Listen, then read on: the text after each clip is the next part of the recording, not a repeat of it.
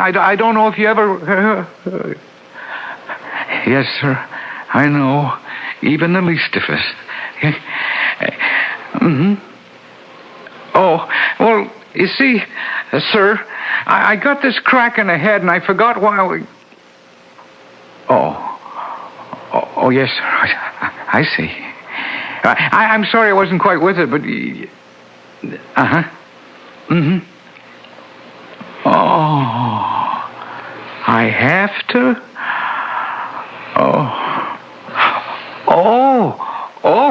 But then that's all right. Yeah, thank you, sir. I'm real glad. Well? Well, Sam, I know everything now. You came to take my wife away from me. No.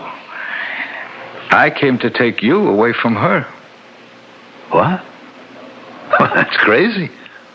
I'm healthy. I'm not ready to die. Whoever is. You can't take me away. I got no choice. You don't even know how to get back there. Now I do. And you're going back with me. It's why I was sent. But I can't leave Eve. You can't do that to us. She's been waiting for our anniversary. She's been fighting, holding on just to be there. Sam, what can I say? You're already 24 hours late. But I'm healthy. I'm well. Sometimes we are taken in the fullness of health. Who's to question God? I do. I'm not ready to go without Eve. Sam, isn't it better this way? You'll be waiting to greet her. To greet her? When she comes to join you. For your anniversary. I can count on that? Sam, I haven't been very effective up to now, but this one thing I can promise you. Then maybe I guess I haven't any choice. And maybe I.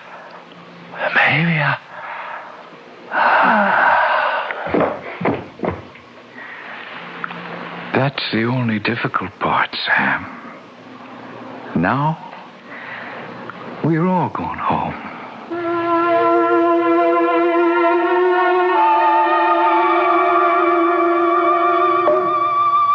Suspension of belief. To accept this story, of course, that is necessary. None of us really believes in ghosts, or do we? In that moment, when the end of life comes, where are we headed? Where do we go? It'd be nice to think we had a guide, a friendly hand, even a left-handed one like Peter Pruitt, and to believe at the end of it all that we go to a welcome land. I'll be back shortly.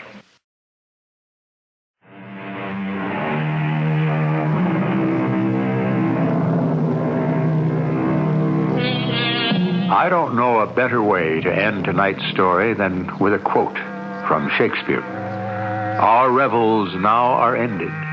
We are such stuff as dreams are made on, and our little life is rounded with a sleep. Can we wish more to Sam and Eve and Peter Pruitt, that forgetful ghost who at last remembered the way home? Our cast included Mandel Kramer, Martha Greenhouse, Ian Martin, and Jackson Beck. The entire production was under the direction of Hyman Brown. This is E.G. Marshall inviting you to return to our Mystery Theater for another adventure in the macabre. Until next time, pleasant dreams.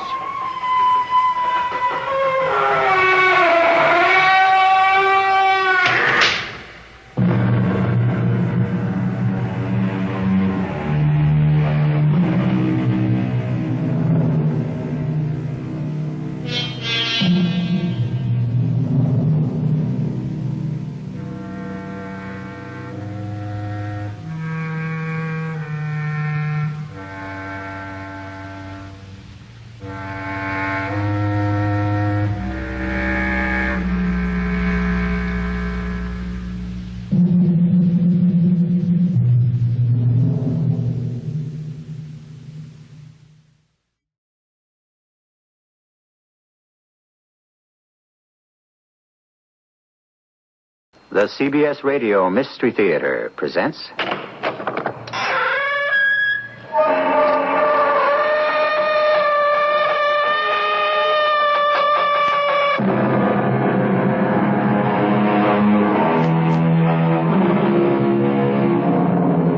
Come in. Welcome. I'm E.G. Marshall.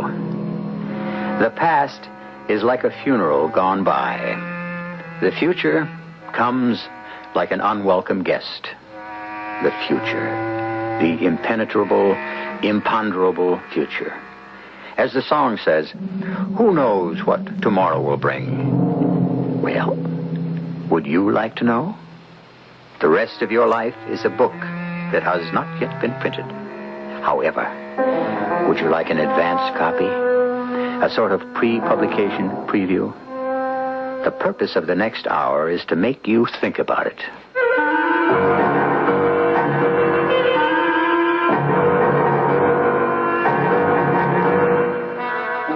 Our mystery drama, Tomorrow's Murder, was written especially for the Mystery Theater by Sam Dan and stars Robert Dryden.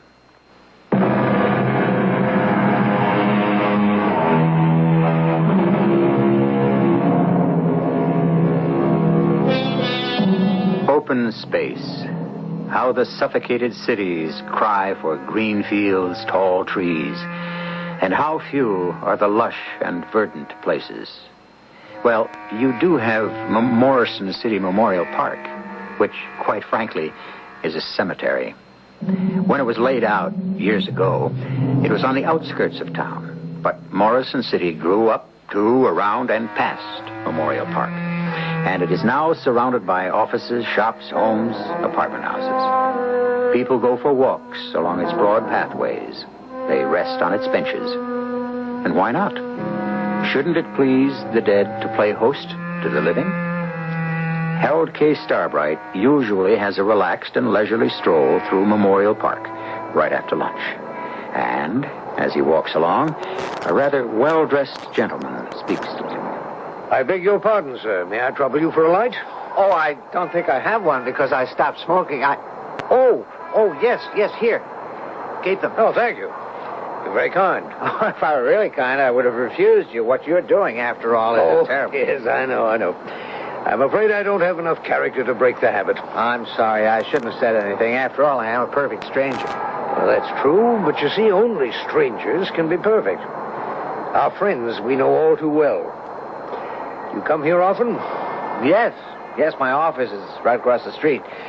Delightful place for a bit of fresh air. Yes, one of my favorite haunts, too. Or is that a proper word? I don't believe I've ever seen you before. Well, I have a hobby. Though I don't suppose you could call it a hobby exactly. What is it? Cemetery sculpture. Oh? Mm-hmm. It's hardly the type of thing you'd want to collect, or could, for that matter. Cemetery sculpture? Wow. Yes. And if you think about it, it's the most prevalent form of sculpture there is. Yes, I suppose so. And it's an art form not to be despised. Now, for example, that statue. It's a beautiful little thing. How graceful. Yeah. Now that you mention it, I've never really noticed it. And on that monument, notice the relief. How clean and crisp. You know, you've opened my eyes to an entirely new thing. Well, not all of it, of course, is noteworthy. But here and there you encounter a gem. Here's what I'm talking about. This tombstone. How exquisitely proportioned. A simple shaft of stone, but what perfect balance of the delicate scroll work along the sides and the top. Almost filigreed lace. You notice? Yes, I think so. And the lettering. How precise, how free-flowing. How his name seems to shine forth. Gerald Arthur Lyons, born April 20th, 1917, died June 4th, 1969. Yes, and look. Where? Just a few feet over this way. An almost identical stone. Well, it's even better. Obviously the work of the same sculptor. See, the same delicate lines, the same beautiful lettering. That name. A feeling of great dignity. The name on the tombstone. Yes. It reads Harold K. Starbright. That's my name. That's me. You? Why, That's my name. Harold Kenneth Starbright. That's who I am. Well, obviously, it's a coincidence. Harold Kenneth Starbright, born July 1st, 1937. That's my birthday. Well, Died. Look at that date. Look. died March 15th, 1978. March 15th, 1978? How's that possible? I don't understand. March 15th, 1978 hasn't happened yet. Is that what's going to happen to me? I'm sure there must be some mistake. My name, my exact date of birth, and the day of my death. March 15th, 1978. Is that the day I'm going to die? Well, I'm sure there must be some explanation. Sir, are you all right? That's my tombstone. My tombstone. Mr. Starbright. Mr. Starbright. Somebody call a cop. Get an ambulance. Harold, Yes? it's me, Gretchen. The doctors here at the hospital think it's wise for you to stay overnight. Yes? You fainted in Memorial Park. What was the matter? I fainted because I was terribly frightened. What are you saying? I was walking along in Memorial Park. On such a lovely day, what could frighten you? A tombstone. Oh, whose tombstone? Mine. What? I saw my own tombstone. But how do you know it was your tombstone? It had my name on it. Harold Kenneth Starbright. Oh, there could be more than one Harold Kenneth. It had the date of my birth and the date of my death. How could it have the date of your death? You're still alive. It's the date. Harold Kenneth Starbright died March 15th, 1978. Harold, you need rest. Now get some sleep. Get some sleep. In a year, I'll be dead. Darling, why don't I ring for the nurse? Ring and tell her I'm leaving. But you can't do that. I'm taking you to that cemetery, and I'm going to show you that tombstone. Harold, you're not well. I'm perfectly all right. It's just that I'm scared to death. You'll feel better tomorrow morning. You don't believe me, do you? You don't believe I saw my own tombstone. Well, why don't we wait for Fred? Fred Stoneman's a quack. Oh, Harold. I'm getting dressed, and I'm taking you to that cemetery. But, darling, there is something wrong with you. That's why you have to see that tombstone. That'll convince you that there's nothing wrong with me. All right. But let's wait till Fred Stoneman has a last look at you. I don't want to see him. Harold, what happened between you and Fred? Why this sudden hostility? I never liked him. You never liked... But you went to college together. You were boys together. He's your best friend. That doesn't mean I like him. Harold, now I know something's wrong. What happened to turn you against Fred? Wait a minute. Why are you so worried about Fred all of a sudden? And why don't you answer my question? I have more important things to do right now. Now, the most important thing you have to do right now is rest. Oh, Fred, I'm so glad you're here. Harold, what's this the resident's been telling me? You got upset over some tombstone? Why? Why? Because it's mine. Well, did you order one? I mean, some folks do, you know. He's not well, Fred. Well, what's bothering you, Harold? What's bothering me? After what I saw today, you can ask me that question. Now, look, I want to get dressed, and I want the two of you to come with me. Fred, would that be wise? Harold... I'm going back to that cemetery, and you can come with me or not, as you like. Now, you say you saw this tombstone, your tombstone. That's true. All right, Harold. Why? What do you mean, why? Well, what is it doing there? Well, how do I know? Who put it there? What are you asking me these questions for? Because I want to know why you should believe you're going to be dead within the year. All I'm telling you is what I saw. Now, you are in the best of health. Now, why should you be dead in a year? What premonitions do you have of your death? Huh? Look, all I know is what I saw engraved on that tombstone. Well, somehow you're convinced you'll be dead within the year, and that's why you saw it. I saw it because I happened to be walking by, and there it was. No, Harold, it's not there. It's here in your mind. First I get it from Gretchen, and now I get it from you. Everybody's trying to make some psychological stew out of this. There is no such gravestone. But I saw it. But it doesn't exist in reality. Reality is waiting for you on a plot of ground in Morrison City Memorial Park. Now, let's settle this once and for all.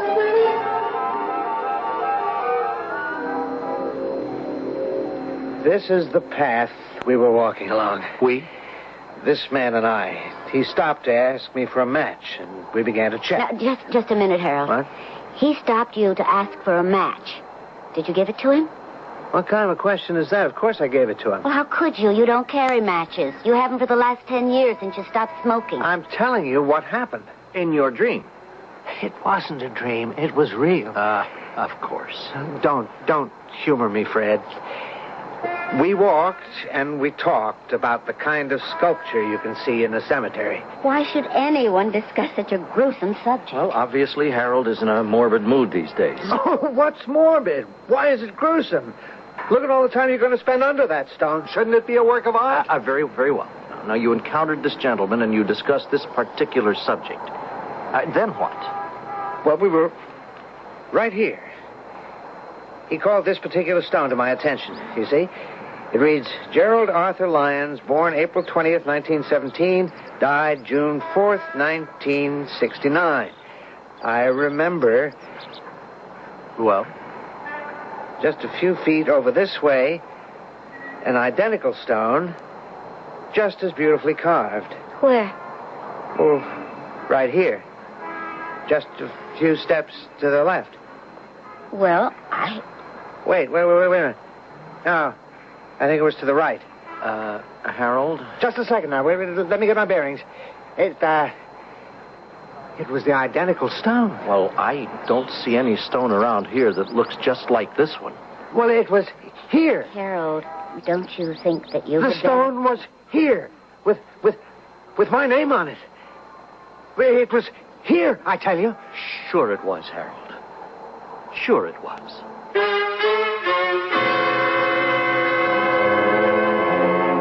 Sure it was. Or was it? Well, remember this. He has a witness. The gentleman who pointed it out to him originally. And he has all of us who were present at the scene. We know who we are, but who was the gentleman? The gentleman. I fear I must withhold his identity until Act 2, which I shall bring to you in just a few moments.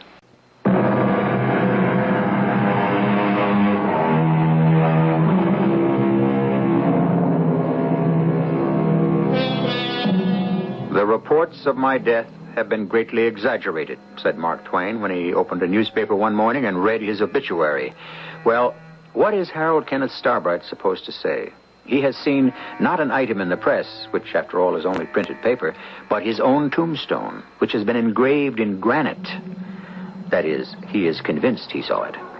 On a return trip to the cemetery, he is having a bit of trouble locating that tombstone. But it was here. It was right here. I was standing here, and it was... Harold, you've got to go back to the hospital. But I tell you... Now, Harold, the thing to do is not to get excited. Just try to gather your wits. I'm not crazy. Darling, nobody said you were. Harold, we'll take you back, and then you can rest and relax. Everybody talks to me as though I were crazy. I know what I saw. I know it.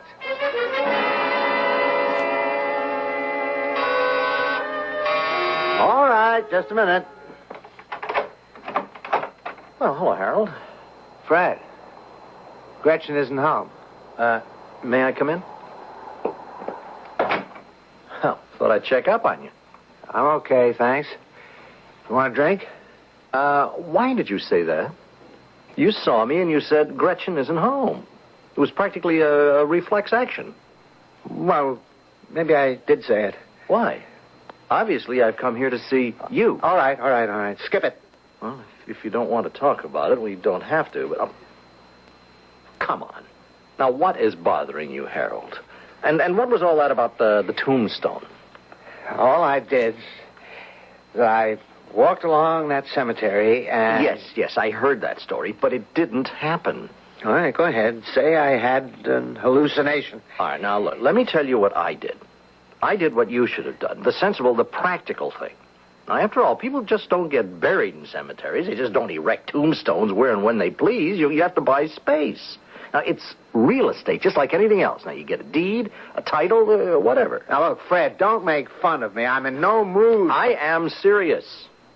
Now, I went to the office of the cemetery. I asked the manager, has a plot been bought here for a Mr. Harold K. Starbright? And he said no. And I asked, has a monument been erected here in the memory of Mr. Harold K. Starbright? And he said, how, if Mr. Starbright doesn't have a grave here? And I said, could a monument have been erected without their knowing it? And he said, impossible. Show me the monument. Well, I couldn't. So, shouldn't that be the end of it? I only know I'm not crazy. Then maybe it all goes back to my original question. What question, for crying out loud? I asked you why you opened the door and said to me, Gretchen isn't home. I don't know why I said that. Ah, yes, you do. It means that you think I came here to see Gretchen. All right. Maybe that is what I think. Okay. Now, it's out in the open. You having an affair with my wife, Fred? No. Are you in love with her? Harold, I'm a married man. That doesn't answer the question. Are you in love with her? Look, you are my best friend. You still haven't answered the question. I know. Well? The fact that you can ask such a question means that you can only expect one answer. Yes. Then, is that your answer? Maybe. What does that mean? I don't know what it means. Look, I'm trying to be honest with you and with myself. It's the first time I've ever been confronted with that question. You know, the both of us have known Gretchen since we were kids. Have I been in love with her, too? Well, have you? Something has come over you. I don't know what. But suddenly you see relationships more clearly than ever. Actually, with a kind of a frightening clarity. And then this tombstone thing. I know, it's very scary. I saw that tombstone. It was real. I don't care what anyone says. Well, if it was real to you, then that's real enough. But why did you see it? I wish I could tell you. Well, maybe I can tell you. Things at the office are not too good, are they? They're very bad. Are you worried? It's this new vice president, Jones. He's an administration type. He simply cannot appreciate the problems of the sales force. And we had a very intense session before I left for lunch that day. Well, could you actually lose your job? Yes. I know how you feel about your work in the company. Now, if you were fired, it would be as if the world came to an end. That'd be a dead pigeon. You just said it yourself. Kidding a little, but you just used the word dead. And with that in mind, you were walking in the cemetery, and there was your tombstone. You're probably right. You have a tense situation with Mr. Vice President Jones, and it's as if your life has come to an end. You know something, Fred? That's just how he makes me feel. And every time he does, if you walk in the park, you'll see your tombstone.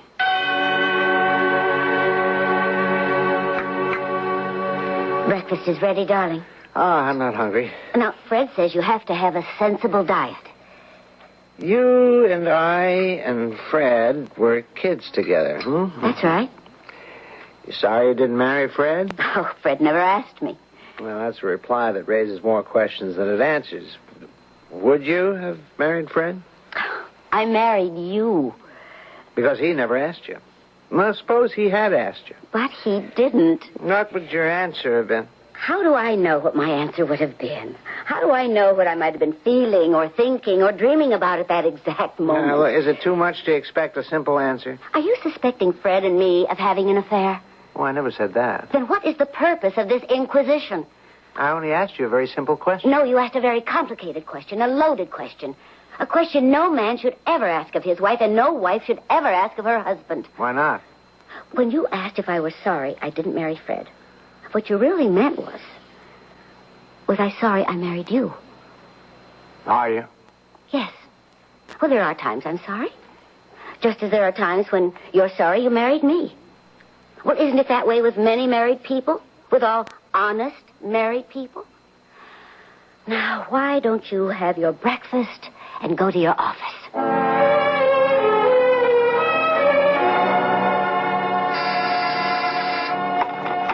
Yes? Oh, yes. Yes, I did. Yes, I have him come in. You want to see me, Mr. Jones? Yes, so I did. Have a chair. It's have a chair. Now, a cigarette? No, thank you. Oh, yes, that's right. You don't smoke. How's your golf? Well, I have good days and I have bad days. It's only all. How's Gretchen? Just fine. I heard you were a bit under the weather a few days ago. Oh, it was nothing serious. Well, I certainly hope so. You'll have to fire 5 men. I what? Unless you'd rather I did it. Fire 5 men? Well, I can't cover the territory now. Well, you know the rule. We pay 5% for sales, and our sales volume is down, so we adjust. Well, I'll tell you why our sales volume is down. We took the quality out of the product. What we did was to invest a certain amount of manufacturing money in promotion. What we did was try to fool the public. And unfortunately, we failed. And who pays for it? Not the big wheels whose stupidity is responsible, but 5 little guys. Well, the world was ever thus. Don't you understand you're going to need these guys? We'll have to make more calls on dealers just to put out more fires. Just give me 5 names. How can I run my department? I'm short-handed now. I was told to effectuate a savings of $75,000. But you can't do it. You can't destroy the sales department. This company will go out of business. Harold, you are becoming a fanatic. Whatever you want to call me, I built up the best sales force in the industry. Unfortunately, our volume doesn't support that statement. If every other department put out the way we do. All right. Now, you've made your statement. Fanatics usually become bores, and that's where we are now. Shall you give me the list? The names, please. You want to fire 5 men? I'll give you 1 name, and that's all. You can start with Harold Kenneth Starbright. Well, thank you, Harold. I was hoping you'd do that.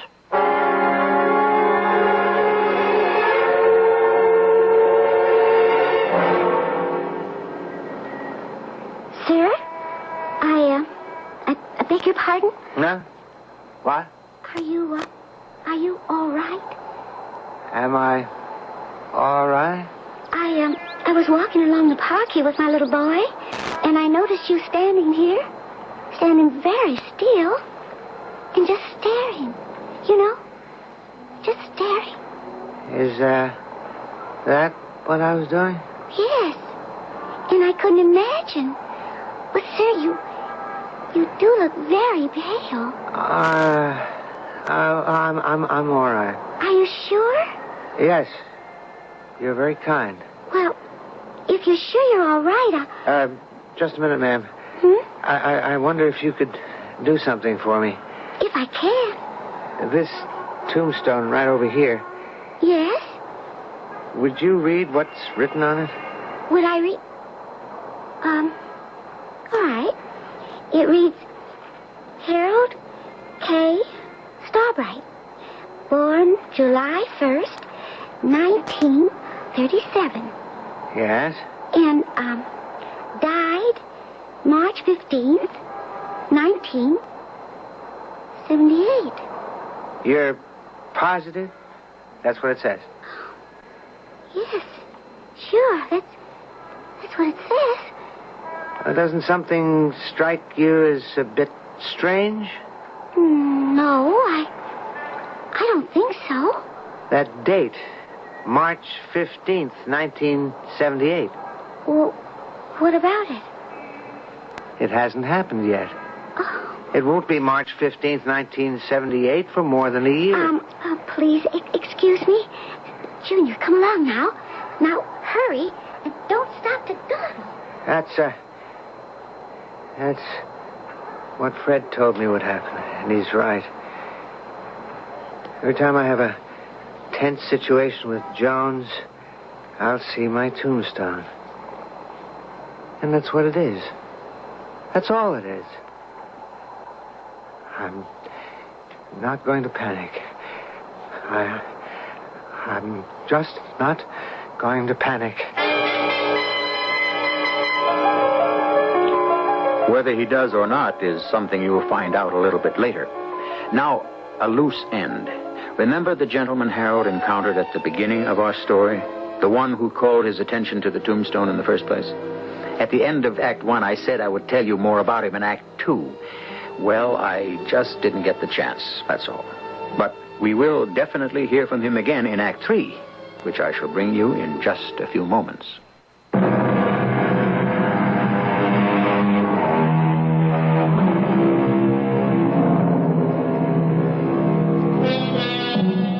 Seeing, they say, is believing. But what is seeing? No two pair of eyes ever see the exact same image. In the first place, we see what we want to see. And in the second, we can only see what we can physically register on our own more or less imperfect eyesight. The situation, as you can appreciate, is thus fraught with possibilities. How bad was it with Jones? It was the maximum. The ultimate. I'm out. I'm sorry. I had to leave. The place was destroying me. Made me doubt my wife and my best friend. Made me believe my life was finished. It's not, Harold. Of course not. I can find a better job tomorrow. That's the way to talk. Now, I'm sure if you go back to the cemetery now, you won't see the tombstone either. Well, I might. I'm getting better, but I'm not really recovered from the shock of it yet. Well, the inhuman pressure is off you now. Now, all you have to do is just live sensibly. And don't let your next job become all-consuming. Oh, no, I won't. I learned my lesson.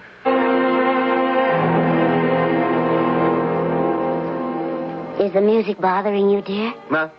Oh, no. Well, why do you ask? Well, you seem to have such a pained expression on your face. Is something wrong? I was thinking, Gretchen. I might have been a bit hasty in leaving the job. I've been idle the past 3 months. Well, it takes time. It shouldn't take this much time. Damn, that Jones, he ruined me. Now, Harold. He made me quit. He got me mad, and he made me You're quit. not supposed to get excited. I let Jones ease me out of the best company in the industry. Well, you do just as well elsewhere. There isn't any elsewhere. And it's Fred's fault. If you lost your temper with Jones and quit, why is that Fred's fault? Because Fred steamed me up. Steamed you up? Fred was trying to calm you down. Well, it amounts to the same thing. Doctors. Take it easy. Oh, Harold. Just didn't understand the nature of competitive business. He can sit back and wisely shake his head. Relax. Does he know the jungle many of us live in? Now, Harold, you're exciting yourself, and it's not... Does Fred relax? He works day and night himself. He's out to make the very last buck now, possible. darling, please. Here, swallow this. Huh? And you'll feel better. Here, come on. There, that's it. I wouldn't mind if I were killed by a tiger. But to get it from Jones... He's nothing but a hyena. Don't work against this pill. Just relax. I tell you... You'll feel much better. Oh, I've got to get another job soon. Oh, it isn't as if we were starving. I got to be doing something. Of course. You know, I feel sleepy. Is that what the pill's supposed to do? Oh, it's just supposed to ease the tension. It's doing a great job. Would you like to take a little nap? Middle of the day? Mm-hmm. I never did that in my life. Oh, it's a wonderful idea. Well, what do you do? Oh, I'll go to a movie. I'll be back in time for dinner. Sure you don't mind? Of course not, silly. Now, you just get some rest. I think I'll just stretch out here on the couch. Harold. What? Harold. Harold.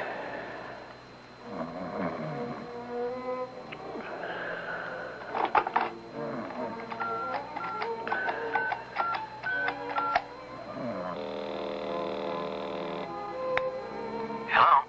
Darling, I'll see you in 10 minutes.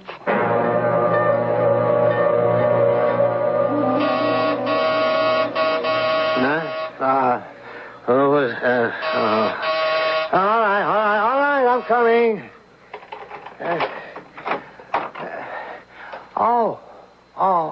The mailman. Yes, sir. Good morning, Mr. Starbright. Is Terry off today? Terry? What do you mean, Terry? Well, Terry Brzezinski. He's the regular man. You're a great kidder, Mr. Starbright. What are you talking about? Who are you? Well, you know who I am. I'm Joe Cronin. I'm the regular man on this route. I've never seen you before in my life. Mr. Starbright, you okay? You say your name is Joe Cronin? You sure you're okay? Look, come inside for a minute. Well, I gotta do my round. No, just for a minute. Oh, please, sit down. Now, how long have you been the regular man? Well, it's gotta be 6 months now. You've been the regular man for 6 months, you say? Sure. I've been bringing the mail every day. It's been exactly 6 months today. I guess I'm dreaming. You don't look so good, Mr. Starbright. Wait a minute. Why are you wearing that heavy overcoat? Well, because I don't want to freeze to death. Well, how can you freeze to death in the middle of August? August? Hey, Mr. Starbright, what are you talking about? It's February the 5th. There's 4 feet of snow on the ground. That's impossible. Impossible? Take a look out the window. It's winter. Winter. What made you talk about Terry all of a sudden? He's been dead for 6 months. Terry died 6 months ago? But he delivered my mail only yesterday. Yeah, sure. Sometimes you get up from a nap, you kind of forget where you are. Look, I gotta be moving. I'm late. Oh, I got this letter for you from Kohler's. I'm not expecting anything from Kohler's. Well, your name's on it. It's impossible. From Kohler's? Well, maybe you did and you forgot. Now, wait another few seconds, please. Yeah, what's this? It says, "Dear Mr. Starbright, the revolver you ordered is ready." But I never... There's got to be some mistake. But the letter's addressed to you. Mr. Harold K. Starbright, 18 Oriole Drive. Yes, but I... Well, it's a mistake. Yeah. Well, I gotta be getting on. Well, the date on the letter, February 4th. Yeah, that's yesterday. Yeah, but today is August 5th. I must have wakened you out of a real sound snooze. Yeah, I'm that way myself sometimes. Yeah, but today is August 5th. August? With snow on the ground? I don't care what anyone says. It's August 1976. Yeah. Well, don't bet any money. You'd lose. It's February 1977. Well, then I must be dreaming. Well, like I've been telling you. Oh, see you around. No, wait. Don't go yet, please. I'm 45 minutes behind schedule. Yeah, but Look, I'm sure you'll be feeling better tomorrow. Come back. Come back. Is this really February? It can't be. Of course it isn't. Green trees, lush grass. It's the middle of summer. It was a dream. A dream? No, it wasn't a dream.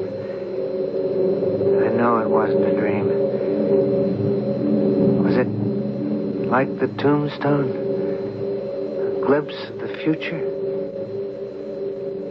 And the gun. Why did I order a gun? Why?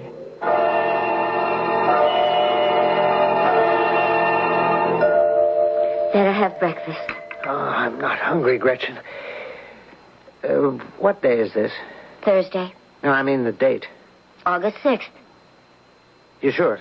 That looks like the mailman coming up the walk. You can ask him. Yesterday afternoon, I dreamed it was next February, and we had a new mailman. Old Terry Brzezinski had died. It's nonsense. Terry Brzezinski's going to live forever. I'll get it. Oh, Good morning, Mrs. Starbright. yes, that's right. I'm the new mailman. Oh, did something happen to Terry? Yeah. He was killed in an accident last night. What? Oh, I'm terribly sorry to hear that. Yeah. Well, I'm the new guy. My name is... Your name is Joe Cronin. Oh. Hey, how did you know? I saw you yesterday. Me? I wasn't here yesterday. Oh, this is Mr. Starbright. Yeah, pleased to meet you. We've already met. We had a long talk. We did? Maybe I ought to say we're going to have a long talk one day 6 months from now. Oh, yeah. Well, sure. I hope so. Well, I'll see you folks tomorrow. Why did you talk that way? Is there any mail for me? No. Is there any mail for you? Oh, just a postcard from Fred. They're in Paris. Why does he write it to you and not to us? Because he knows how bored you are with Wish You Were Here postcards. Why did you talk so spooky to that poor old mailman? Because... Because? You wouldn't believe it.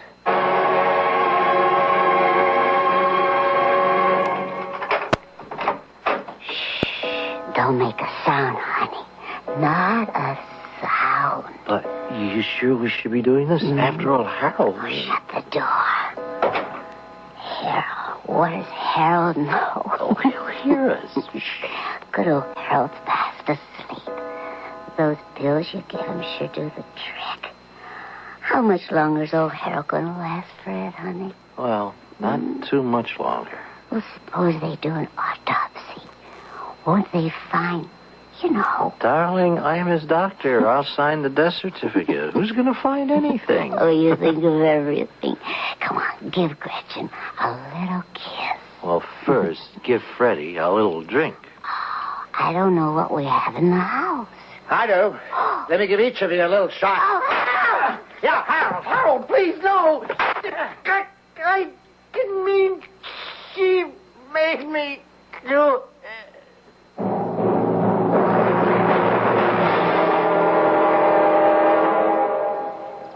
Morning, officer. Morning, sir.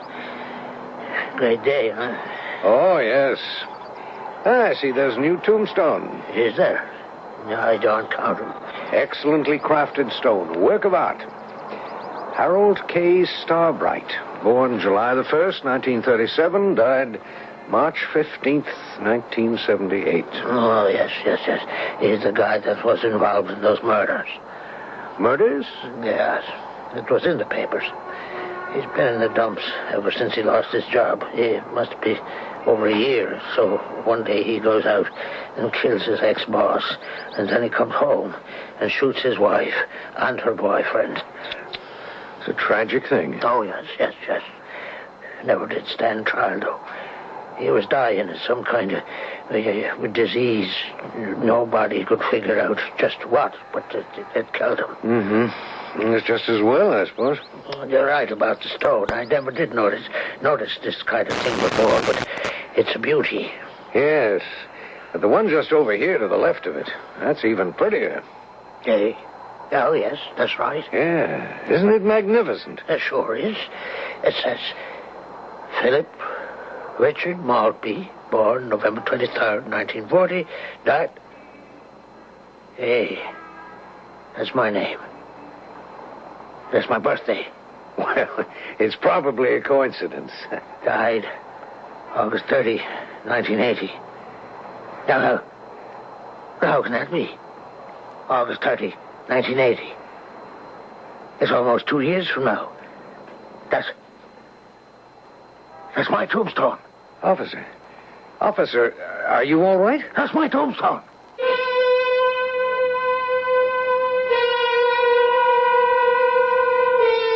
I told you we'd hear from that gentleman again. And perhaps I've been able to perform a most vital service for all of you.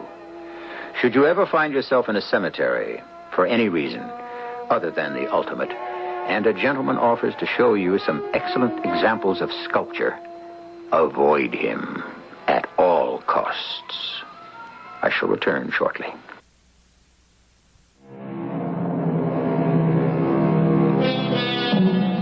Once again, the time has come to take stock. What has happened? Either a man has had some fatal hallucinations, or his wife and his friend have plotted to kill him. The stone could have been phony. The mailman could have been in on it. Unfortunately for Fred and Gretchen, the thing backfired. Or else, we could say, somehow a man's eyes were able somehow to penetrate the veil of the future. Our cast included Robert Dryden, E.V. Juster, Court Benson, and Earl Hammond. The entire production was under the direction of Hyman Brown. This is The E.G. CBS Marshall. Radio Mystery Theater presents...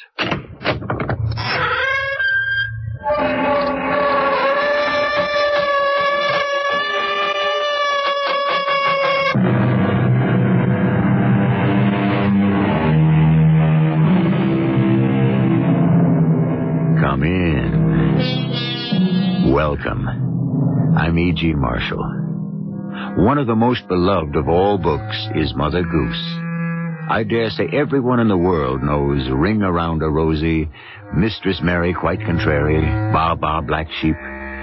Many of those nursery rhymes were based on actual fact. Ring Around a Rosie depicted death from the plague in the 14th century.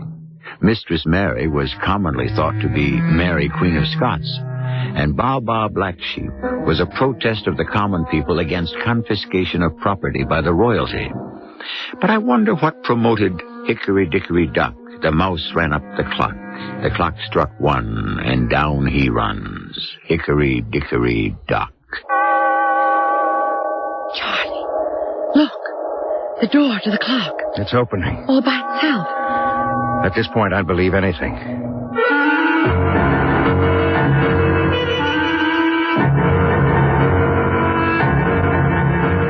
Our mystery drama, Hickory Dickory Doom, was written especially for the Radio Mystery Theater by Bob Juran and stars Tony Roberts and Patricia Elliott.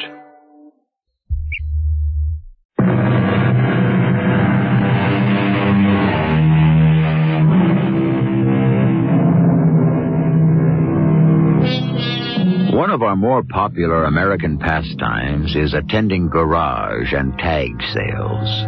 There seems to be something about buying someone else's junk that fascinates most of us. But of course, not all garage sales offer junk. Some of them have some very usable merchandise, and occasionally you might pick up a real antique. The garage sale we're about to visit now with Charlotte and Charlie Tucker contains the belongings of a recently departed minister, a bachelor, who left his earthly possessions to his nephew, a Richard Lum. Let's join them on the lawn of the Lum's home in southern Pennsylvania. There's some real nice things here, Charlotte. I'm amazed at the prices. Everything's underpriced. They probably want to get rid of it fast. See anything you like? It's all beautiful.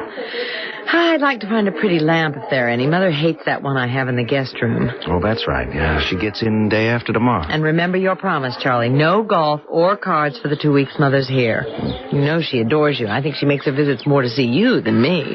Hey, I hope she brings her tarot cards. And that's another thing. No teasing her about her interest in the occult. The last time she read the cards for you, everything she said came true. You landed that job with the Cromwell Agency and made art director 6 months later. Yeah, but that might have been because... Can I help you with anything? I'm Mr. Lum. Oh, well, I would be interested in a lamp. Lamps are up on the porch. My uncle had some lovely ones. Your uncle was the minister? Yeah, I was his only living relative, and he left all this to me. I really can't keep it. We have no room for it all. Then this isn't his home?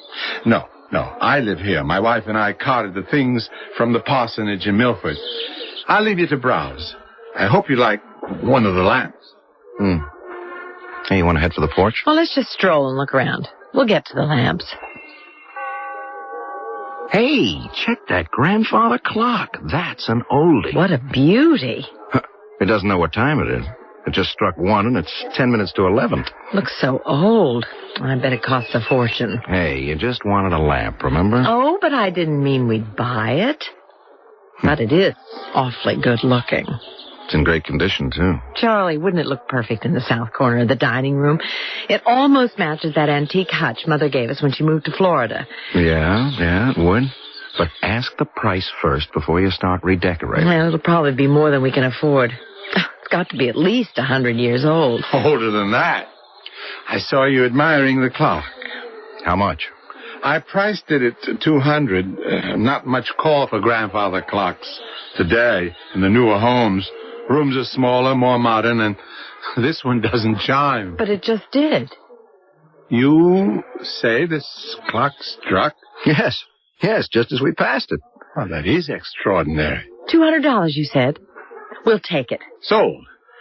Now, do you still want to see the lamps? Oh, but yes, I still need one for the guest room. I'll help you to the car with the clock. Thanks. And I'll go and check out the lamps. They're on the porch, remember? I'll be back in a moment to help you move the clock. And a very beautiful one, too. Funny what he said about it never chiming, though. Isn't it?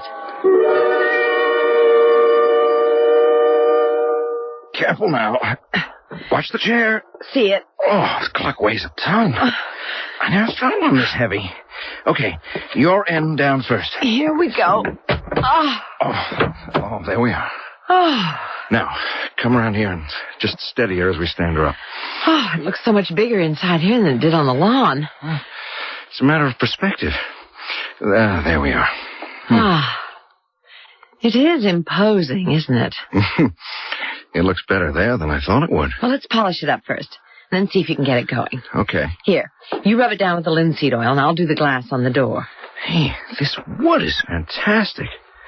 I can't tell what it is, but maple, maybe, or even oak? I think we found a steal today. Hey, you know, Charlotte, the grain in this wood has a sort of design to it. Look, like foreign characters or something. Yes. I see what you mean. This looks like a row of A's. Yeah, and see here. Look, here's a ram's head. But they're not carved. The wood's as smooth as glass. Yeah, well, it couldn't be paint. No. Could it be that the wood just grew that way? That's possible, I guess. But these figures are so clear. It doesn't seem like an accident of nature. Look, there are more on the other side. You don't really notice them until you look for them. This oil really brings out the color and the grain of the wood. I want to clean the inside of the door. Have you got the key? Oh, yeah. Here in my pocket. Here. Gee, maybe these are some sort of religious symbols, huh? They belong to a minister. But they don't look like... Charlie? Yeah? Put your hand inside here. Inside the clock? Go ahead. Feel it? Yeah. Yeah, the air is sort of cool and damp. I didn't feel that when we took the pendulum out to bring it home. But then the clock was out in the hot sun. Why would the air inside the clock be cooler than room temperature? It beats me. Oh, Mike's awake. I'll have to heat up the bottle, darling. Yeah, you go ahead. I'll finish. I want to fool around with the works and see if I can get it going and figure out what goes with the chime. Speak of the devil.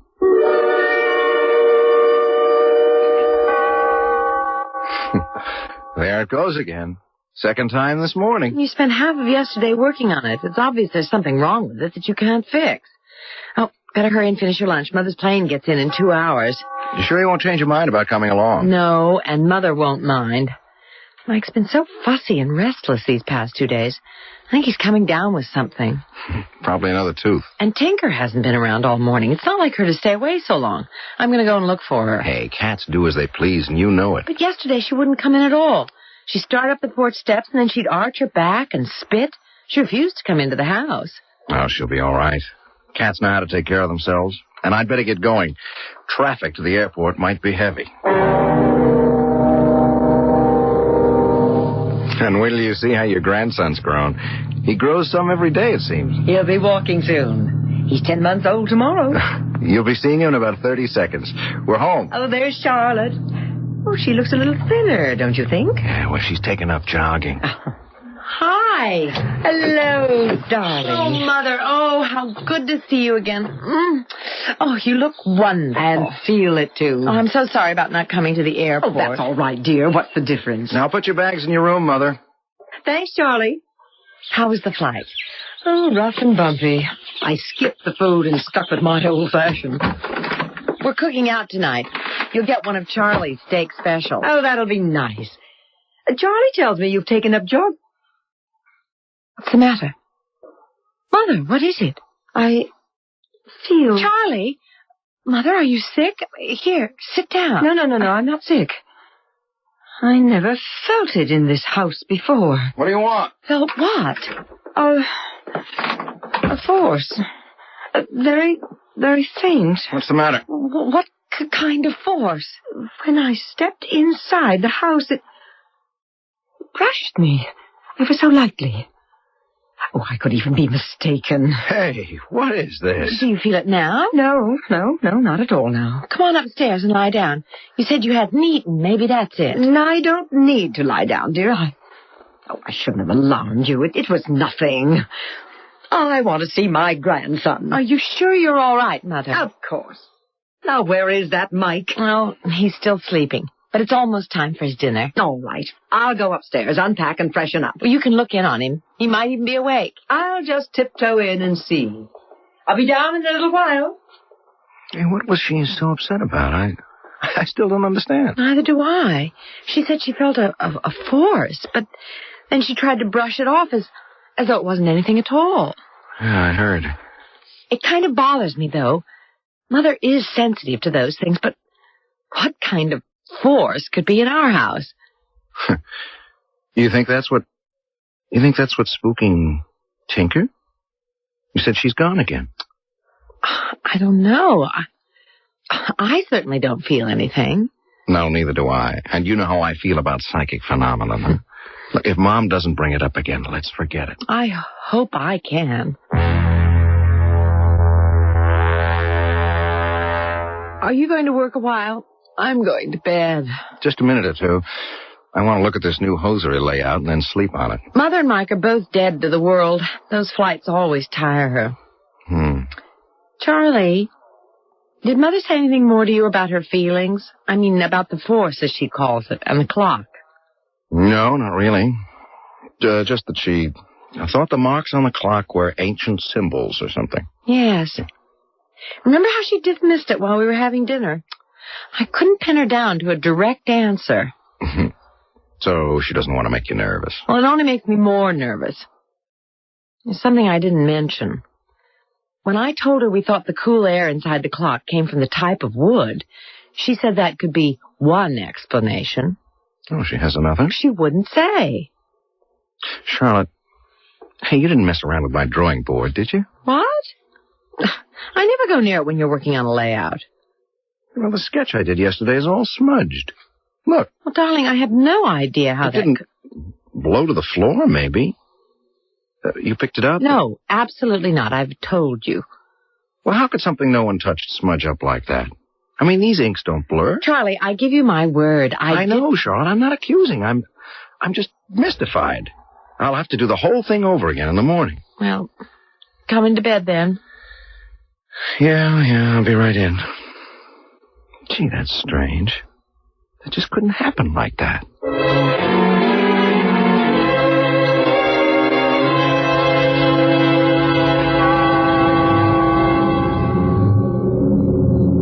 Charlie,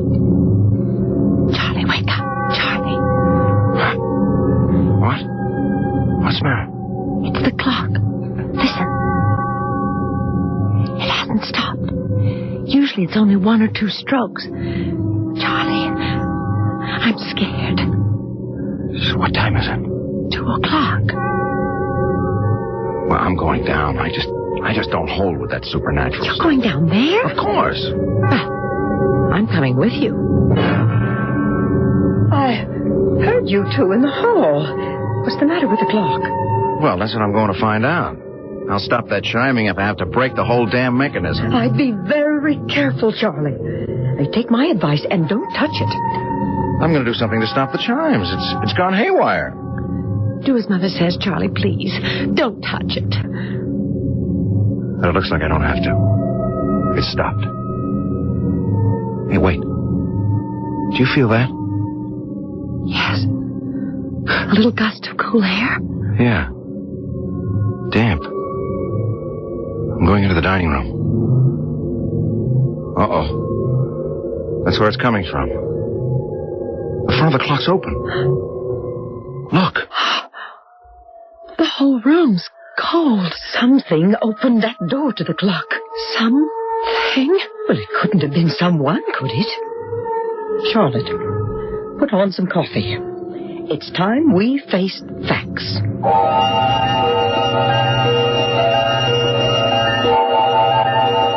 And high time, I'd say, wouldn't you?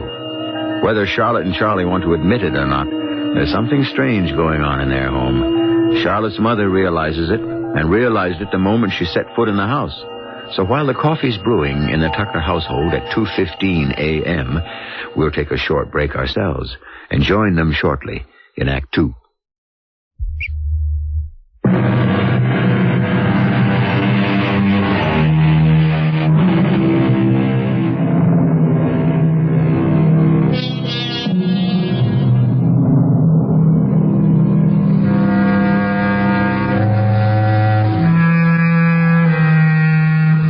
Things always seem more sinister in the middle of the night, don't they? At 2 o'clock in the morning, our little fears are magnified many times.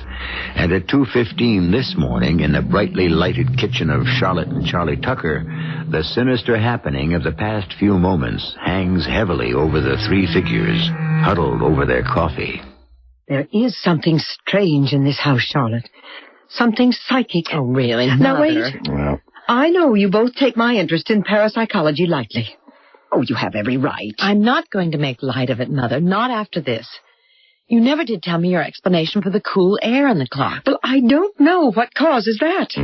But something psychic is developing in this house. Developing? I felt it the moment I came in yesterday afternoon. I tried not to make too much of it. I avoided your questions. But I'm too concerned now. I really am. But why? Why would our house all of a sudden be possessed, if that's what you mean? And what's the clock got to do with it? Well, I think whatever it is in this house started when you brought that clock home. For what reason? Well, again, I have to say, Charlie, I don't know. But have you noticed anything else strange in the house, other than the peculiar behavior of that clock? Well, the baby's been awfully restless lately. I mean, more than usual.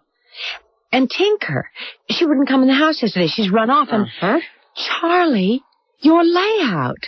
Well, now you've got me wondering. What was that about a layout? Oh, it's a hosiery ad I've been working on. It's been smudged, and nobody in the house could have done it. Except perhaps a spirit. Oh, Mother. Well, now that seems even more unlikely. How could a spirit smudge a physical drawing? Poltergeist can actually hurl furniture around. Oh, we've got poltergeists? Charlotte, I'm very serious. I think you should call in a psychic investigator, a ghost breaker. You are serious? Very much. Now, there's a particularly good one I know of. Oh, I don't know him personally, but he has an international reputation. Now, he might be interested in this. I thought these guys just prowl around old English mansions. No, far from it, Charlie. They're willing to make a preliminary examination almost anywhere, and they can usually tell right away if there's a hoax involved, or if it's just coincidental events. But I personally think there is nothing coincidental here. Well, how would we get in touch with this investigator? His name is Paul Carlton. Yes, the American Society for Psychical Research could get in touch with him. Oh, they'd be sure to be interested, too. Charlie, do you think we should go that far? It scares Charlotte, me. The sooner this thing is brought out in the open, the better. Well, I'm with you, Mother Lee. I'm all for this Paul Carlton having a look, if he's willing to come. Would you like me to get in touch with him? Yes. All right. I'll call the society for you first thing in the morning.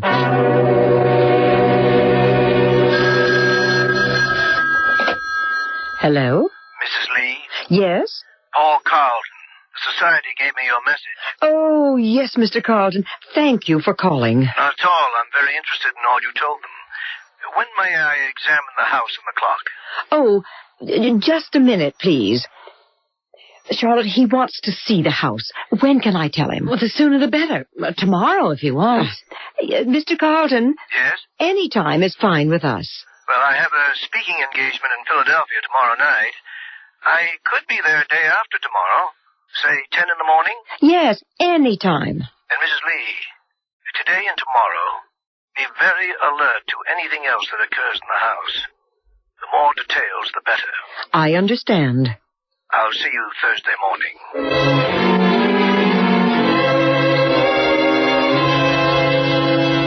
Here he is.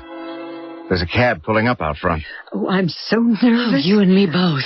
He's just going to look around, isn't he? I mean, he's not going to conjure up a lot of evil spirits or anything. Of course not, Charlie, but I'm anxious to see if he confirms my feelings. Well, look, we might as well go out and welcome him. We know he's here.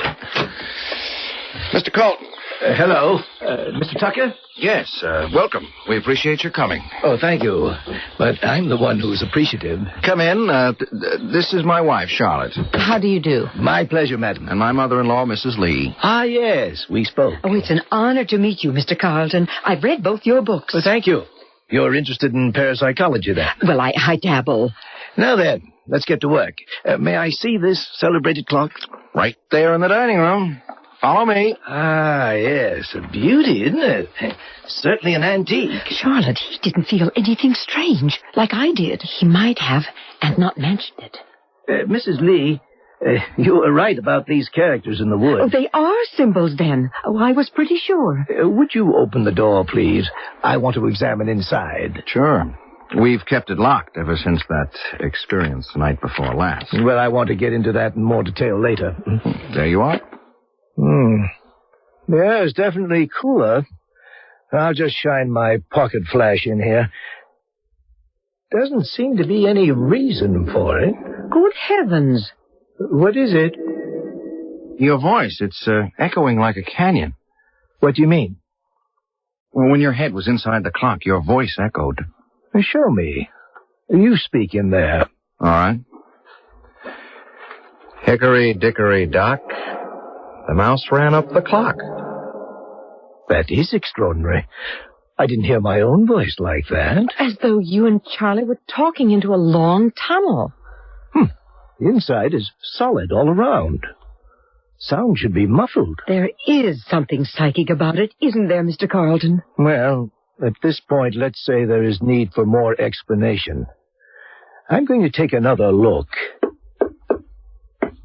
Solid wood inside, all right. There's a name etched in here. Probably the maker. Might give us a good clue. Can you read it? Yes, it's faint.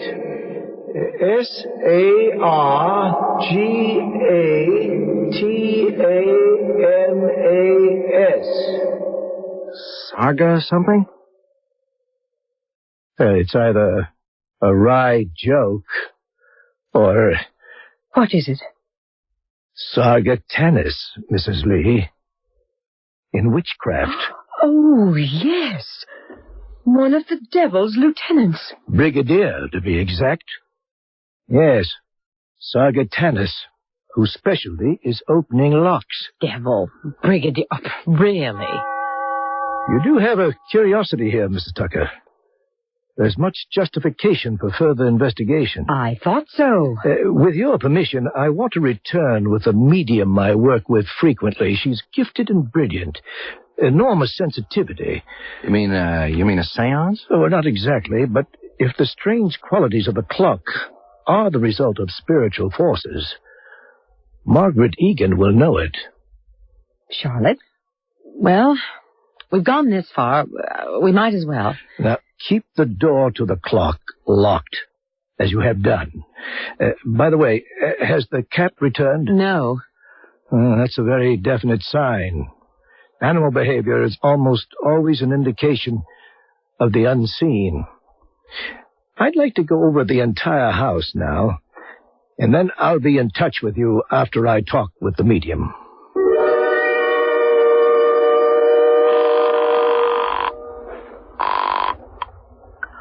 Hello? Margaret, it's Paul Carlton. Oh, hello, Paul. How are you? Fine. I have a job for you, a fascinating case. It's a home in Pennsylvania. Everything centers around an old clock with the name Sargatanas etched on the inside. Sargatanas? I thought that would impress you. The devil's locksmith. When can you work with me? Oh, any time. Oh, perhaps the sooner the better. Good. We'll drive down tomorrow. I'll fill you in on the details on the way.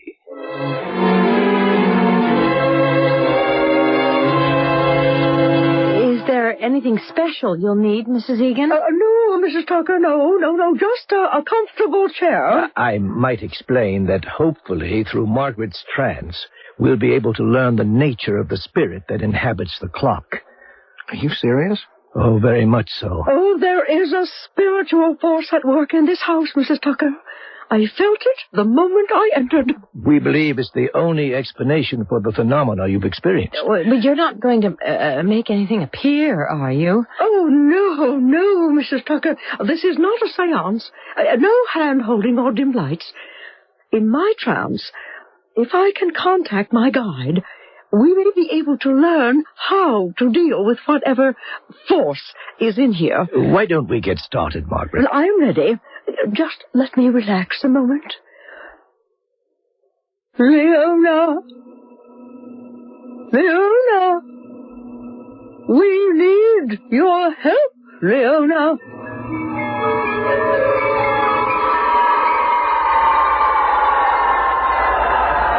I am here. This is Leona. What can you tell us of Sargatanas? Why do you wish to know? We believe he's at work. Sargatanas is imprisoned. He has been imprisoned for 103 years.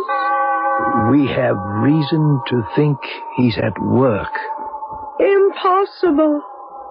We have in our possession a clock with his name etched into the wood. Subrit, therefore Dundee. What? Speak again, Leona. Board to prom. Oh, she's losing contact. Leona, can you hear me? Sargatanas imprisoned. Charlie, look. The door to the clock. It's opening. All by itself. That cold air again, too. Look. Something floated out of the clock. I saw it, too. What was it? I don't know. I don't want to know. She said she wouldn't make anything appear. Margaret. What?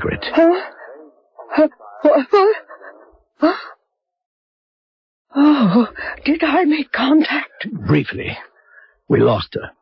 Mr. Carlton, look at the clock. Yes, I saw it opening during the trance. Then you saw something float out while you were talking to Mrs. Egan. Something floated out of it? Yes.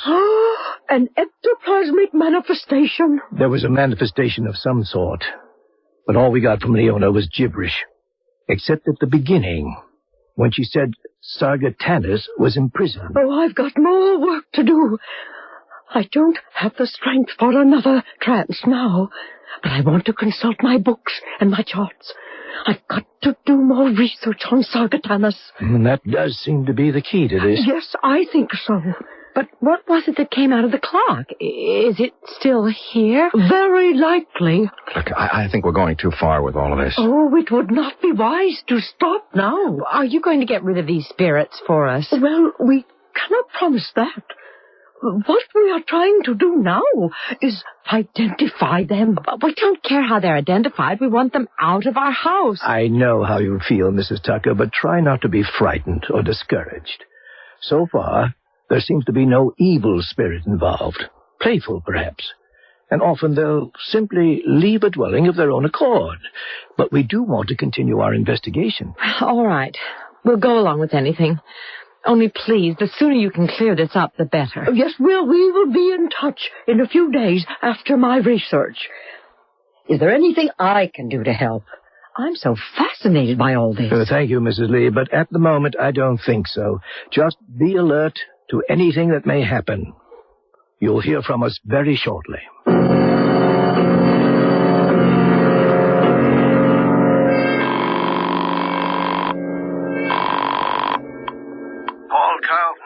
Paul, it's Margaret.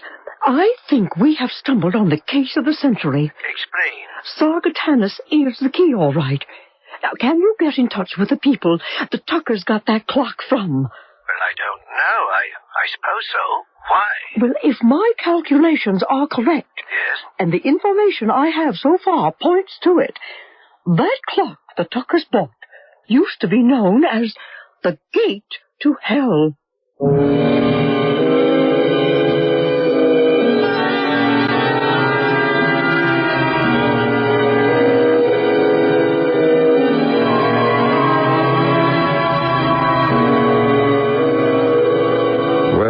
Certainly glad she said used to be. Although with all those strange goings-on at the Tucker household, I wonder if someone or something is trying to open the gate again. But why? Why now all of a sudden? And why pick on the innocent Tuckers? I don't have the answers, but perhaps someone or something will when we return with Act 3.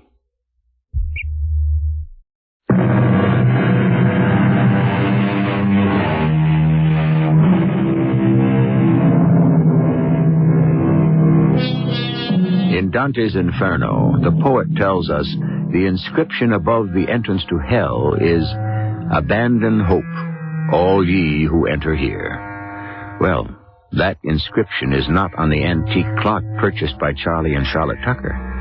Only the strange name Sargatanus, supposed to be a disciple of the devil. But our medium friend, Margaret Egan, thinks the clock was an entrance to hell, which seems surprising. For if I were to imagine an entrance to hell, I'd picture it in some deep jungle, Arctic waste, desolate mountain range, or perhaps even a New York City brownstone house. Hardly a clock. Oh, it's becoming more incessant, isn't it? Oh, it's really driving me crazy. I want Charlie to get rid of it. Just take it anywhere. Destroy it. I'd let Paul Carlton and Margaret Egan have another go at it first.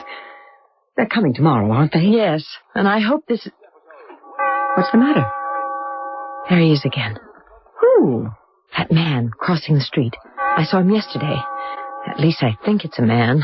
Well, so? Look at him. Hunchback. So oddly dressed, as though he were trying to hide his entire body. Now, why should you think anything of it? I had the feeling he was watching our house. Oh, now, Charlotte, I know we're unnerved by what's been happening, dear, but... I know. I'm imagining all sorts of things. Oh, I hope these people can solve something for us tomorrow. I can't go on like this. I know I suggested having them in, but maybe it's just intensified things. It's simple, really. If the clock is spooked, we get rid of the clock and the spooks along with it. I'm not sure it's as simple as that. Oh, you're sounding like them. I'm going to the village, dear. You want anything in particular? Oh, what about wolfbane and frankincense? I wish I could laugh at that. Oh, dear. Here he comes. Who? What? Yes, he's coming up the walk. That oddly dressed man. I saw him yesterday. He has been watching the house. Well, I'll see what he wants. Well, don't let him in. I have a strange feeling, that's all. Yes? I must see the clock. What? Who are you? What do you want? I must see the clock. How do you know about our clock? I must see it, please. If you take that scarf off your face, maybe I can understand you better. Get rid of him, Charlie, please. I know about your clock, which chimes. I have heard the chime. I must see it. You an antique dealer? No. Well, what do you mean you've heard the chime? Charlie, don't. May I just see it, then I'll leave. I'll leave. What do you know about it? Perhaps a great deal. Well, maybe you could answer some questions for us. About the clock. Perhaps. Well, just a look then. It's in the dining room. Come in. Charlotte, look, he just may be able to shed some light on this. How do you know about the clock? That's what I want to know. I have heard it chime. Ah, yes, there it is. At last. Charlie, what is he doing? Hey, now, look, wait a minute. Look, you can't open that door. It's locked. At last, after all these years. He opened it. Hey, what the... Good heavens, he's stepping in. Hey, get out of there. Him, Charlie. What the devil do you think you're doing? I'm going to summon the others. He disappeared. He just disappeared. It didn't happen. I can't believe it. Say it didn't happen. It's empty. The guy is gone. But, hey, look in here. I'm not staying in this house another minute. Charlotte, wait a minute. Charlie, we better call Paul Carlton at once. They can get a plane. We don't dare wait until tomorrow. Did you get a look at his face at all? No. No, he kept it wrapped up in a muffler type of a thing. Mm-hmm. And he vanished inside the clock. Yeah, like that. We'd better begin. Yes. I'll try harder. Paul, be sure to press Leona for details. I'll try for a deeper trance. You still haven't told us who you think that creature was. I'm sick with fear now. We understand, Mrs. Tucker. Believe me, this is the most unusual case Margaret and I have ever worked on. You have every right to be nervous. I think we'll have some of the answers in just a few minutes. But who or what was that creature that disappeared inside the clock? That wasn't possible. But we all saw it happen. Well, now, let's see what develops in Margaret's trance. You know what the creature was, and you won't tell us. We didn't see it, Mrs. Tucker. How can we know what it was? Please, let us get on with the work at hand. Yeah, I think we should, Charlotte. All right. I'm sorry. Go into your trance and tell us how to put an end to this evil thing.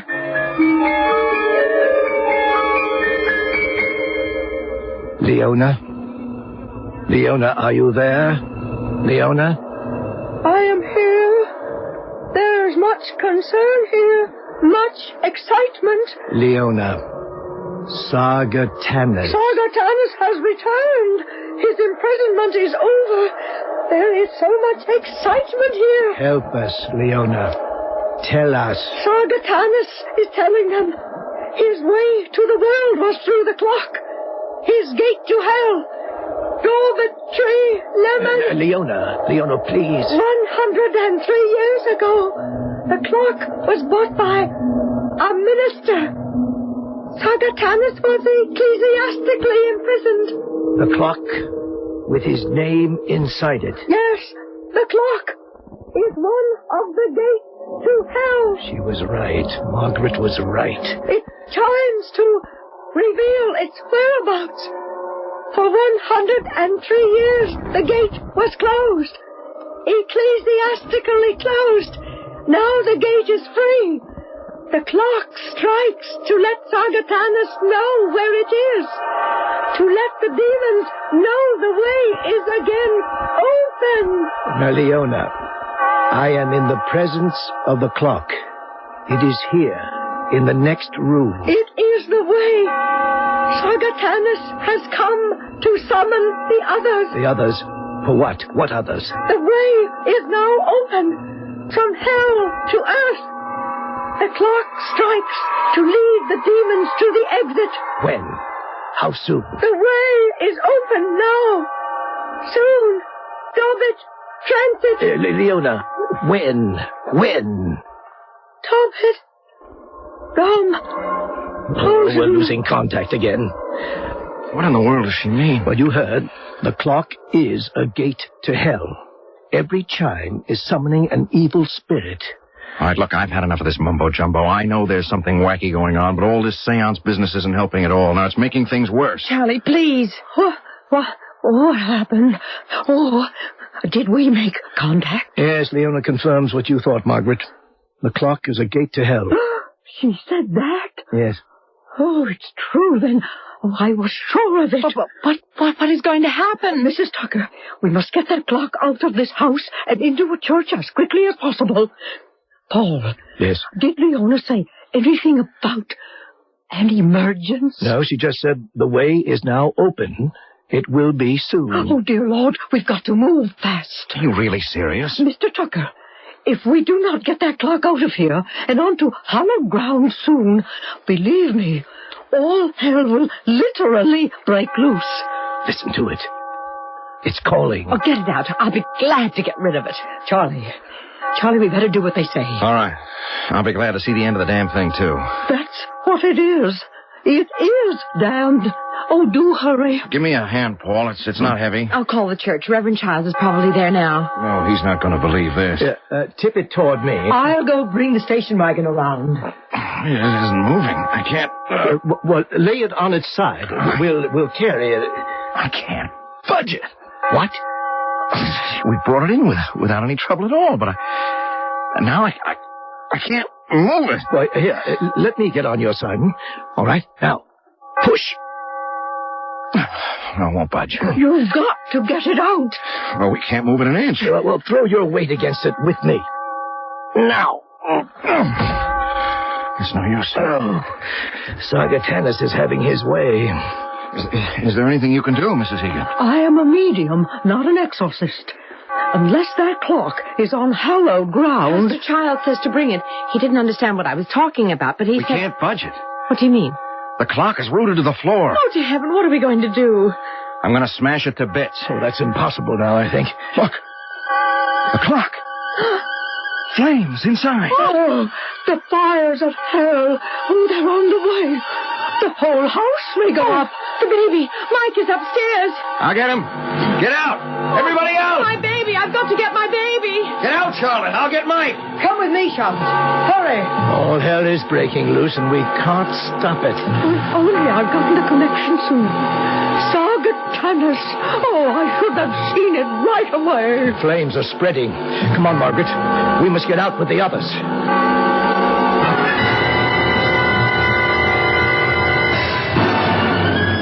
Everything is gone. Everything. This is only the beginning, I'm afraid. My baby, we're safe now. Shh. We're safe, Mrs. Tucker. But I wonder for how long. What do you mean? This is not the end of it. Look! Oh, my.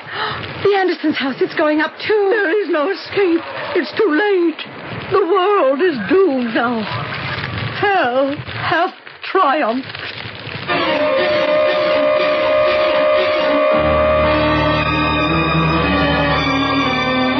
Hickory dickory doom, a clock stood in a room. The clock struck well to summon hell. Hickory dickory doom. I couldn't resist a little parody on the popular nursery rhyme. Something to bring us back to the real world. To realize that such things just don't happen. Do they?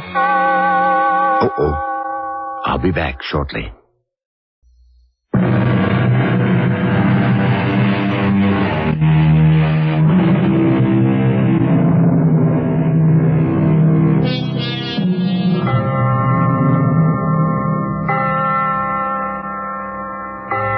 I see by the old clock in the corner that our time is up for now. The next time you happen on a grandfather clock, I hope you'll take a peek inside. If you feel cold, clammy air in there, I'd suggest you tell whoever owns it to get rid of it quickly, preferably to a nunnery. That is, if there's still time. Our cast included Tony Roberts, Patricia Elliott, Sam Gray, and Joan Shea. The entire production was under the direction of Hyman Brown. This is E.G. Marshall inviting... The CBS Radio Mystery Theater presents...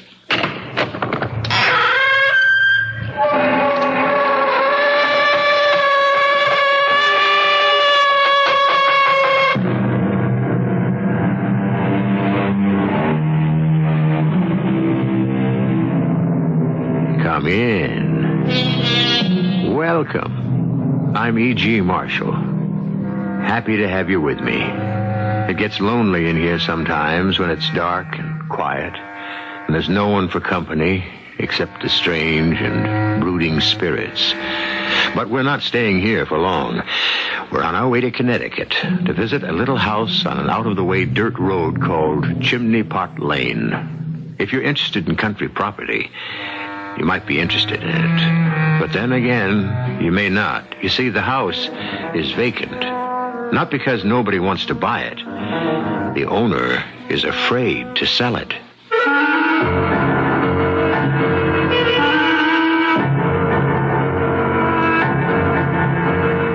Our mystery drama, The House on Chimney Pot Lane, was written especially for the Mystery Theater by Bob Jurin and stars Marion Seldes.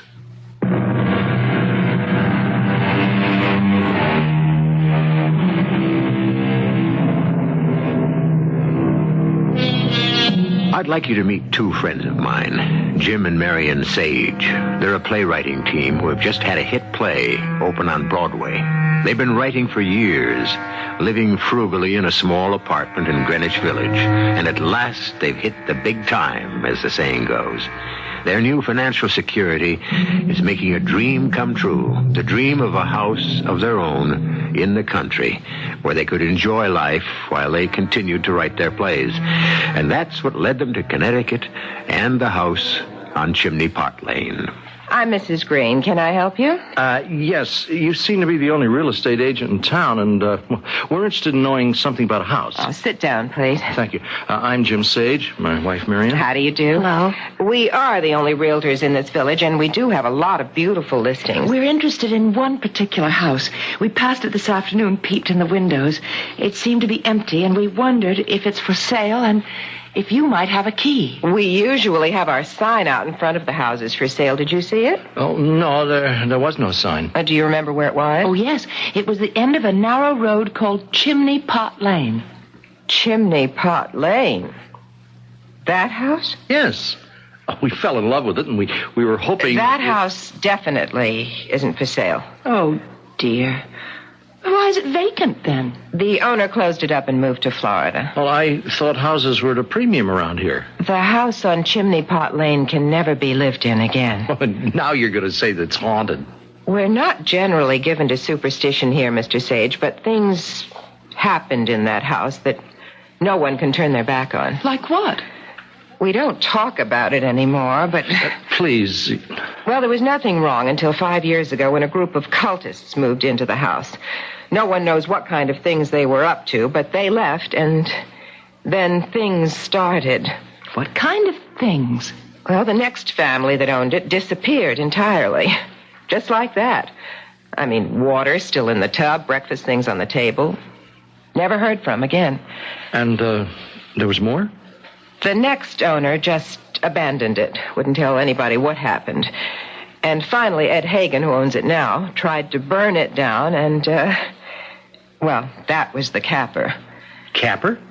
Now, the place wouldn't burn. Fire started in the kitchen, burned for almost an hour before the fire department was notified, and no more damage than one kitchen wall. That house is bewitched.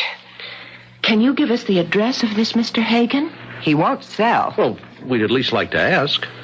Very well. But you're wasting your time.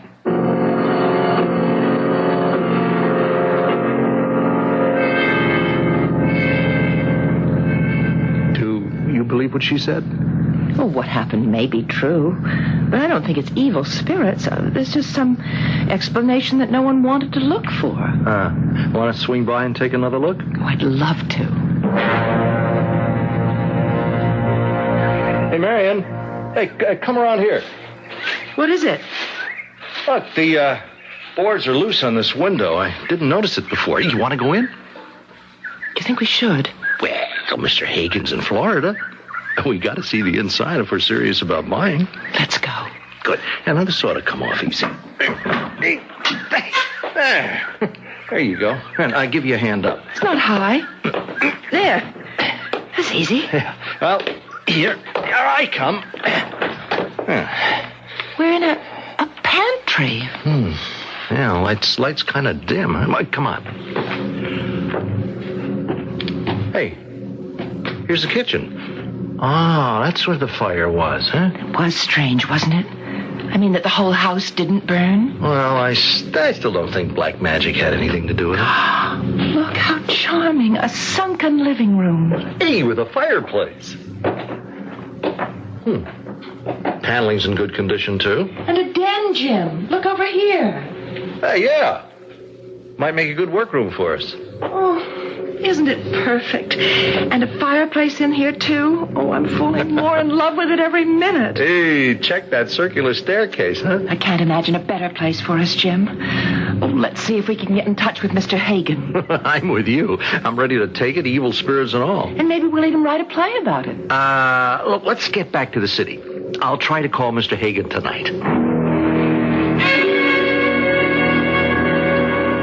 Okay. Yeah, thanks very much, Mr. Hagen. We'll have our attorney handle things. Thanks. Goodbye. It's ours? Well, that was Hagen's son. Old Mr. Hagen died last year. His son's only too glad to get rid of the house. How long will it take? A couple of weeks, maybe. I'll get Fred to handle the details. Oh, I hope we're in by Christmas. I'm going to ask Georgia to give us some advice on the decorating. Broadway's #1 set designer ought to have some good ideas for a country house with a resident evil spirit.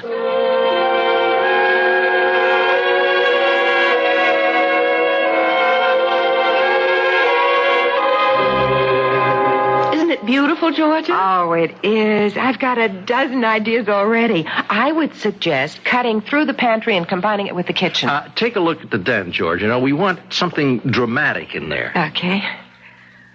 Oh, isn't this cozy fireplace bay window? Well, we're thinking of some sort of bold wallpaper. You see, that one wall is so... unbroken. Mm-hmm. Yeah, something dramatic. Hey!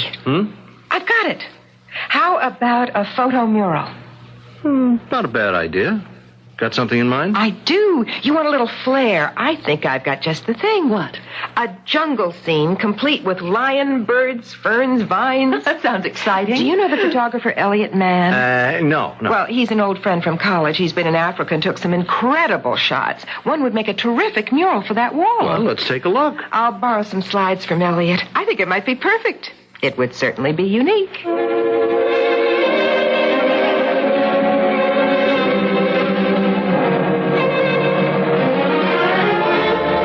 It's really sensational, George. Oh, I'm glad you like it. I was having some doubts that it might be too overpowering. No, I love it. It makes the whole room seem larger. Yeah, it's like having an indoor garden, with all those vines and ferns. And that lion on the rock. And the tropical birds. Oh, it's so dramatic. I can't wait for the housewarming to see people's reactions. Oh, by the way, I'm bringing Elliot to the party. He's anxious to know how the mural turned out. Great. It'll be nice to meet him.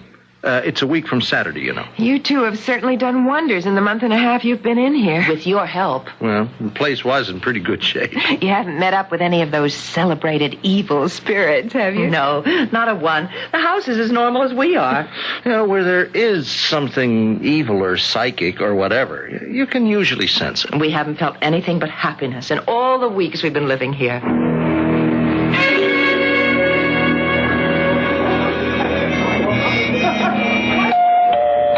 I'll get it. Georgia, come in. Oh, it's starting to snow. The forecast said snow and freezing rain. Marion, this is Elliot Mann. Hi. Nice to be here. I'm delighted you could come. And we love your photograph. Oh. I guess you know that. Well, I'm happy it worked out so well. Come on in. Meet everybody. And we'll show you how the wall looks. That is impressive. The details held up beautifully in the blow-up. Yeah, the feeling of realism is incredible. Everybody's talking about it. Well, I'll never forget shooting that photo. The stupid lion attacked us a second after I snapped. Chased our car for almost a mile before he gave up. Well, you have to expect those things when you gallop around Africa. Well, the animals weren't as dangerous as the natives.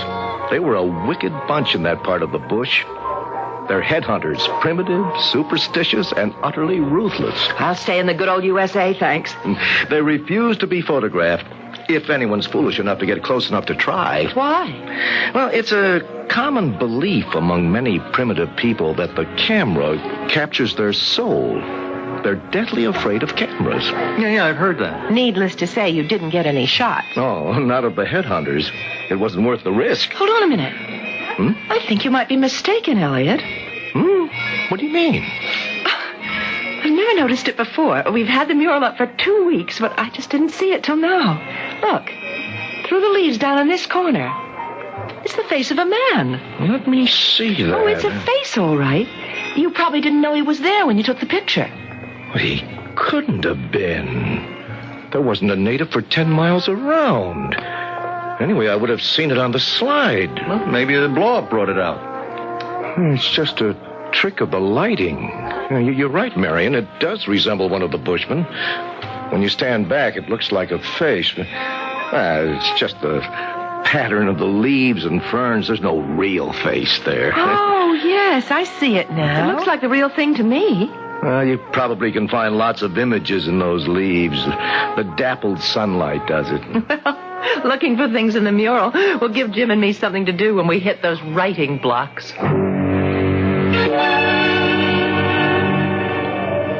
Marion, some of the gang's starting to leave, and they're worried about getting back to the city in the storm. It's turning to sleet. Look at it out there. Yes, I'm glad you invited me to stay the night. Well, I'd better start back, too. I'm leaving for Wyoming in the morning. Oh, it's a shame to wind things up so soon. I wish we could put everybody up. You better not wait any longer, Elliot.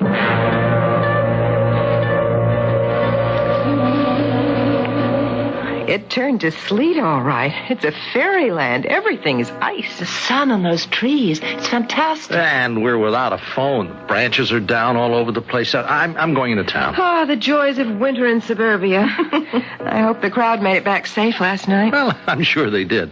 I'll be back as soon as I can. I've got to get the phone company out here, and then I'm going to get a haircut. I'll see you later. Drive carefully, dear. Let's take our coffee into the den, Georgia. Okay. I'll stir up the fire. There's some embers left from last night. Oh, it really is beautiful out there. The scene through the bay window almost looks like a painting itself. Georgia. What? Look over here. The face I saw in the leaves last night. Hey. Where is it? But that's what I mean. It's gone.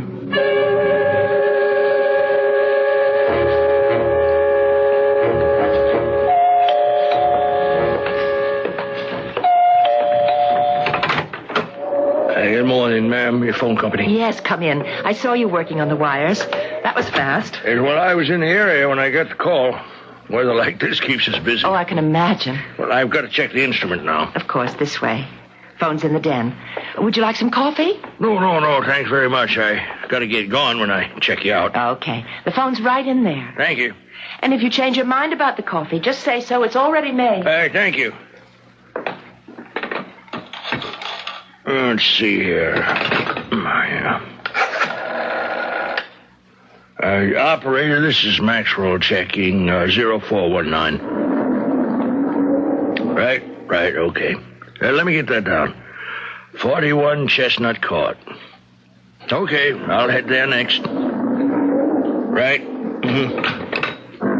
What is this? No! Get back! Get back! Get back! No!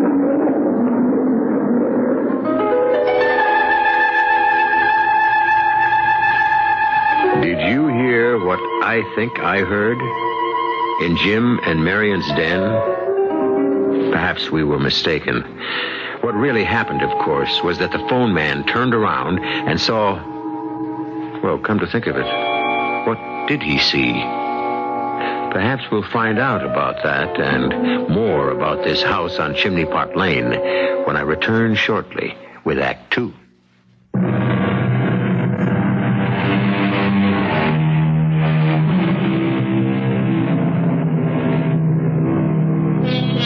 I'm happy you've returned. You see, as your host, I have to be here. And after what I heard a few moments ago, I'd just as soon not be here alone.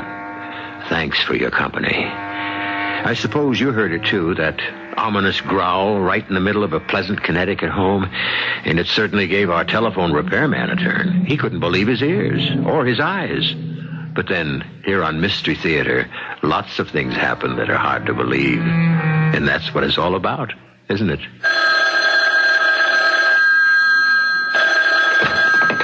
Hello? Yes?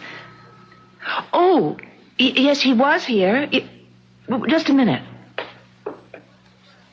Yes, his truck's still in the driveway, so he must have gone outside again. All right, I'll have him call right in. What's that all about? Phone company. They want to talk to the repairman. Did you see him go out? No. I left him in here checking the phone. That was at least half an hour ago. That's right. We've been talking in the kitchen. Jim came home. We wouldn't leave without his truck. Wouldn't think so. He must be outside. I'll look. I'll come with you. Jim, did you see anything of the repairman when you came in? No, his truck's out there, and I don't know where he is. Well, come on. We'll have a look. Telephone, phone man? Are you out there? Hello? He would have answered. I just don't know where he went. I'll call them back and tell them. I thought he might be in the basement, but he isn't. That's strange. He's not here, but where would he go without his truck?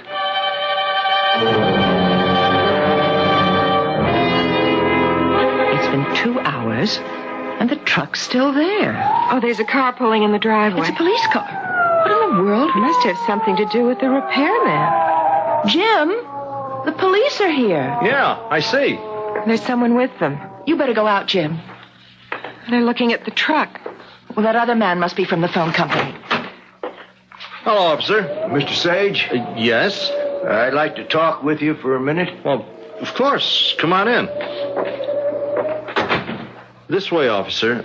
This is my wife, Mrs. Sage, and a friend, Miss Kane. Well, how do you do? I'm Officer Rich. Is the repairman still missing? That's right, Mrs. Sage. I'm sorry to have to bother you like this, but I have to ask some questions. I really don't know what to tell you. When was the last time you saw Bob Maxwell? When I showed him into the den. He'd been outside, and he came in to check the phone, and I left him alone. And then Miss Kane and I had our coffee in the kitchen. That's right. And you were here, Mr. Sage? No, I was in town getting a haircut. Uh-huh. So the last person to see Maxwell was you, Mrs. Sage, hmm? Yes. May I see the den, please? Sure, right this way. It's right off the living room. Thank you. The operator says Maxwell checked in with her at 9:42. She gave him instructions for his next stop.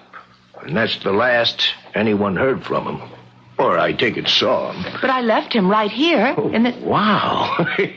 That's some wall. Yeah, a friend of Miss Kane's took that photograph, and we had it specially made to fit the wall. And neither of you heard or saw Maxwell go out? No, but we were in the kitchen. I mean, he could have left without us knowing it. Well, I don't know what else to ask. We don't suspect foul play, obviously, Mr. Sage. But this house, well, it has had a reputation. Oh, we've been here 2 months and haven't had one single strange thing happen. Until now. Oh, now, look.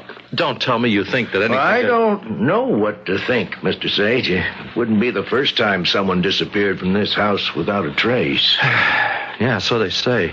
I have to admit superstition has no place in a police investigation, except that this man isn't around, and his truck is. And my wife was the last to see him. Exactly. Well, we're as baffled as you are, officer. Well, I'll make my report, and we'll see where we go from there. The phone company's taking the truck back. Oh, and Mr. Sage, if anything out of the ordinary should happen, something that would give us any kind of clue, you'll let us know immediately, hmm? Of course. Put another log on the fire while you're up, Jim, will you? Right, and I'll freshen the drinks. Oh, this is so warm and cozy. I wish I didn't have to go back to the city tomorrow. You're welcome to stay as long as you want. You know that, Georgia. Oh, I know, and I appreciate it, Marion. Oh, here you go, Marion. Georgia. Thank you. Well, it's been quite a weekend. Between last night's party and today's little episode. I'm so curious about that man from the phone company. To disappear like that. Well, he certainly didn't meet with any foul play here. Marion? What? Marion, I've been looking at the mural. It seemed to me the lion had his mouth open, like he was snarling. Yes, I think so. Yeah, well, look at it now. The mouth's closed. And his head is raised, as though he were sniffing the air. Yeah, I could swear the lion looks different now than he did when the picture went up. Well, maybe it looks different. We don't remember. But it can't be different. Listen, when I get back to the city tomorrow, I'll look at Elliot's original slide. Yeah, that's an idea. Well, that ought to settle it. Fascinating the way the firelight makes the foliage seem almost to sway. Hypnotizing. Yeah, that's probably why we think we see things that aren't there. Like the man's face I saw last night. It was gone this morning in the daylight. Well, there's more in that picture than meets the eye. Looks like we'll have no end of fun with it.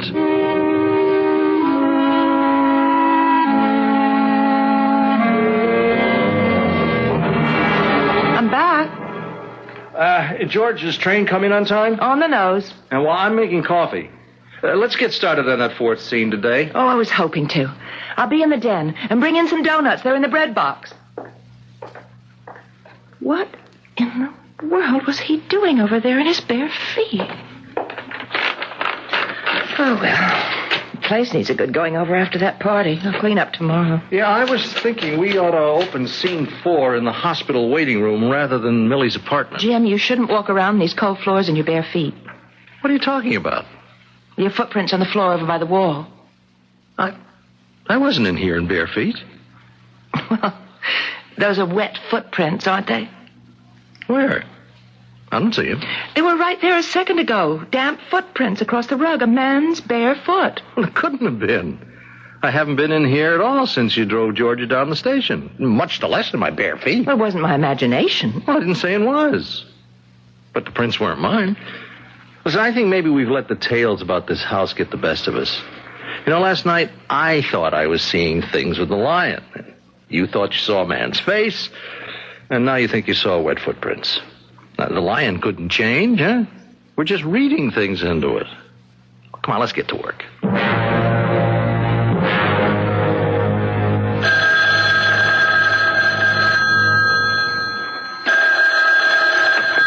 Hello? Marion, it's Georgia. Hi, Georgia.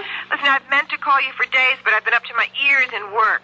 I went over to Elliot's and looked at the slide. Oh, yes, we were wondering about that. Must have been the firelight. The slide's the same as the wall. The lion has his head in the air and his mouth is closed. Yeah, I'm looking at it now. It hasn't changed. Is that funny? We should have thought that it was different. How are things with the house? Did that telephone man ever turn up? No, not that we know of. We haven't heard. By the way, Georgia, could you come up this weekend? Jim's going to Philadelphia to doctor a new tryout. I'd love the company. Sure, I'd love it. I need a break. Georgia? Hold on a minute, will you? Sure. Yes, it is. Georgia? Yeah, what's up? The face is back in the mural. What? I've been staring at the wall while we've been talking. It's there. The whole outline of a bushy head and face through the ferns, like the one I saw at the party. Elliot said that was a trick of the lighting. But remember the day after the party, it was gone. You didn't see it again, you mean? Yes, that's what I mean. See you Friday. I'll be up in the afternoon. Who's on the phone? It's Georgia. I'll call and let you know the train. Good, I'll meet you. And Marion, relax. I will. Bye, Georgia. Good idea to have her up here for the weekend. I'll be back late Sunday afternoon. I hope. Georgia says that the lion in the photo slide is the same as the wall. There's no difference. Well, I was expecting that. Yeah, we're letting our imaginations run away with us.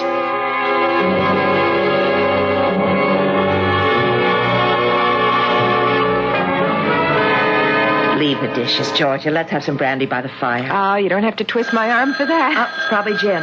He said he'd call when he got to Philadelphia. Oh, he made good time. Oh, bring the coffee into the den. The brandy's in the liquor cabinet. I'll be right in. Say hi to Jim for me. Hello? Hi, honey. I thought it would be you. How are things with you? Just finished dinner. Everything is all right, isn't it? Of course. Well, I'm glad George is there. See you Sunday. We'll be here. Bye, darling. I put on a fresh pot of coffee. It'll be ready in a while. Now, how about that brandy, Oh, yes. It's in the lower cabinet, and the glasses are there, too. Oh, well, let me get them. Nothing like a swirl of brandy. Well, now, where in the world did this come from? What is it? It's a feather. A blue feather. I don't have anything with feathers. Where was it? On the floor. I picked it up right here. Exactly under that bird in the mural. What do you mean? There has never been a feather in this house. I can't stand them. You think that... Oh, Marian, it can't be. Look at the bird. Look. That feather is from that bird in the picture. Oh, now, Marian, come on. You've got me doing it. I could swear I saw those ferns move. Where? Over there in the right-hand corner. What is happening? Unless we're going crazy. You do. Hear drums. Yes. We've got to get out of this house. I don't know what it is, but we've got to get out. I knew there was something about that picture. Come on, Georgia. Hurry. Marian! Marian, look! It's moving. Oh, the lion is coming into this room. Run, Georgia. Run!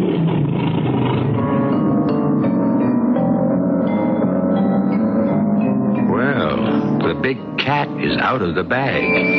Now we know that all those things Marion was seeing, the face of the man, the different face on the lion, and most recently the feather, weren't figments of hers or anyone's imagination. Something strange is happening in this house on Chimney Pot Lane, and I'll join you there shortly in Act 3.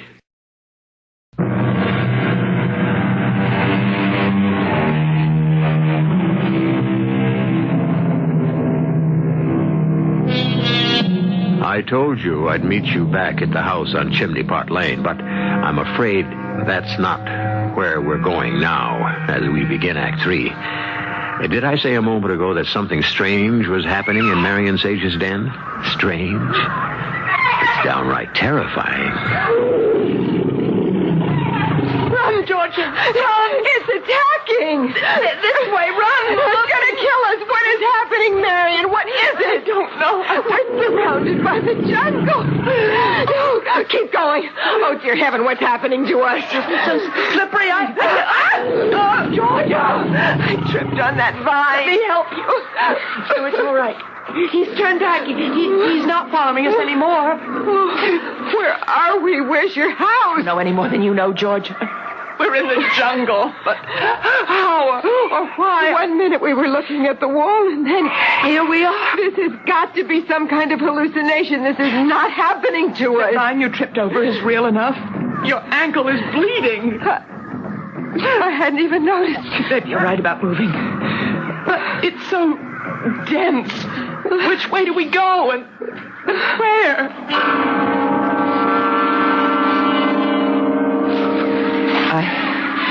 I can't move another step. I'm scared to death. I want to lie down and go to sleep and wake up from this nightmare. There seems to be a path leading off that way. We have got to keep moving, Marion. Come on. George, is that smoke?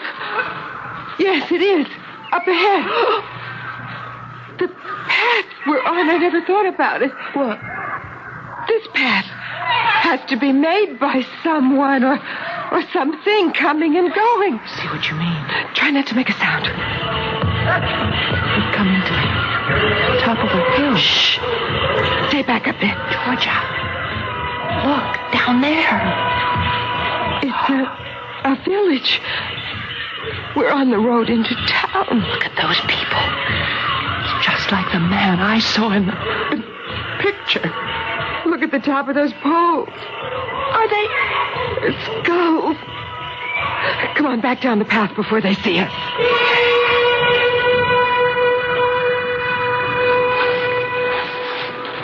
How far do you think we've come from the village? I haven't the slightest idea. So hot. Humid. I could hardly breathe. We're going to have to find some kind of shelter. Yes, it's starting to get so dark. Yes, and there's no telling what comes out at night in this place. Georgia? Huh? Listen. Sounds like water. It is. Up ahead, a waterfall. Well, at least maybe we could get cooled off. Oh, it should be fresh for drinking.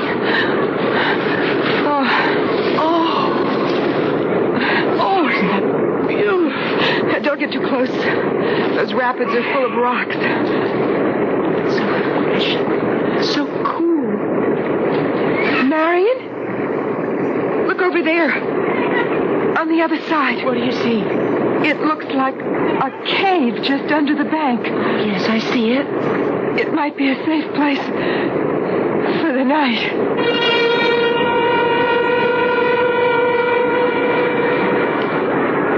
Here we are, down on the rock. Yeah, I'm okay. It seems to be a good-sized opening. So dark in there. Maybe there's something in there. Oh, wait, my cigarette lighter in the pocket of my slacks. At least we'll know what we're getting into. It's not bad at all. It's like a large room. Someone's had a fire in here, too. We're not the first tenants. Georgia, there's some kind of animal lying over there in that corner. We better get out of here fast. It's not moving. George, don't go any closer. What's the matter with you? Marion. Look. It's the telephone repairman. What? Get back. Get back. I got a stick. You? Here. Women. 2 women. You're the phone man, Mr. Maxwell. Holy... Oh, this gets worse all the time. You're the lady with the crazy wall. Yes, the same thing happened to you. What happened to me? I was fixing the phone, and all of a sudden a lion leaped out at me, and I've been roaming around in the jungle. I just don't know how many days. That's what happened to us. You've been here a whole week. Is that how long? I've been hiding from animals and headhunters and eating berries. There's no telling how long we'll all be here. Is there any way back? We hope so. But we just don't know where to look. Every part of the jungle looks like every other part. Not so. I've been here longer than you. Now, there are certain spots that are really different. In what way? Well, I've come on places where the foliage looks almost fake.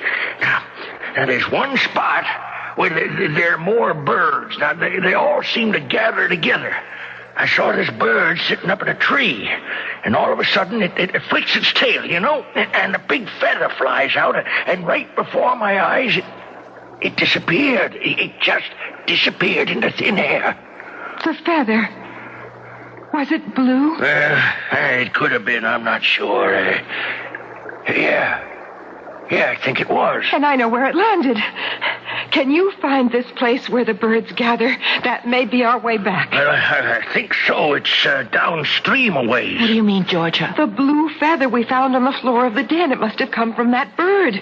We were standing inches away from you, Mr. Maxwell. Neither of us knew it. I don't know what you're talking about, ma'am. No, you couldn't. But if we can find those birds, we might be close to getting out of this whatever it is. Well, it's too dark to try now. But we could in the morning. We must in the morning.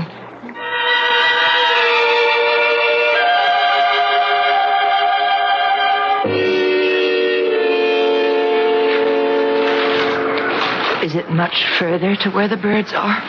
You see that clump of tall trees in the distance? Well, it was just to the right of them that I saw the birds, and down below was where the ferns and things looked different. But do we have to go that far?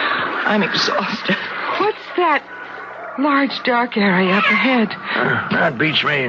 Must be a bog or something. You know, it looks to me as though it's moving. It does. It's sort of rippling. It might be quicksand. I don't remember seeing it before. It must stretch for miles. Can we get across it? It depends on what it is. I think it's moving toward us. Look. It's spreading like a big oil slick. It's moving, and it is headed toward us. Darned if I can tell what it is. We better turn back. We're too late. Oh, good Lord. They're ants.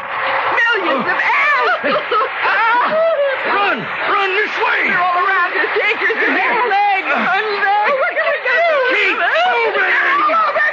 Stop and don't do any good. Get them off me. Get away, you devils. My hair.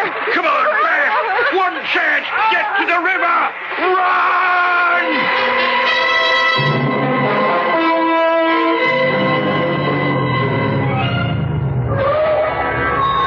Hello? Jim? Who's there? Elliot Mann.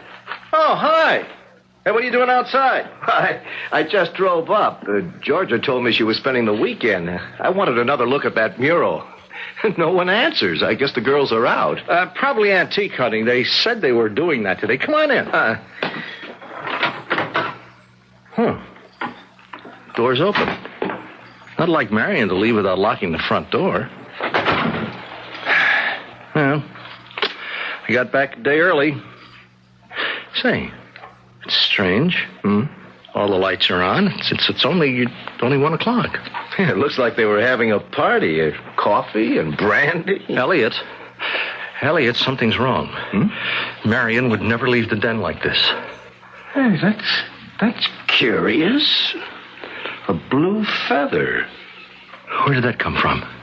It was on the floor here. Marion doesn't have any feathers. This is from a tropical bird. I want to know where Marion and Georgia are.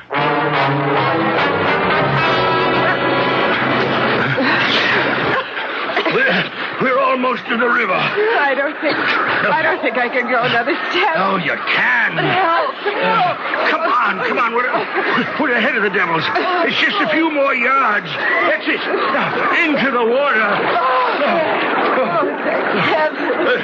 We're safe from them now. It's not far to the other side. Just follow me. Here, I'll help you out. I'm up. Thanks. Oh, any idea where we are? No, not anymore. I'm going to take a look over the top of the bank. I'm so tired, Georgia. I think I'm going to die. No, you're not. We're going to get out of this.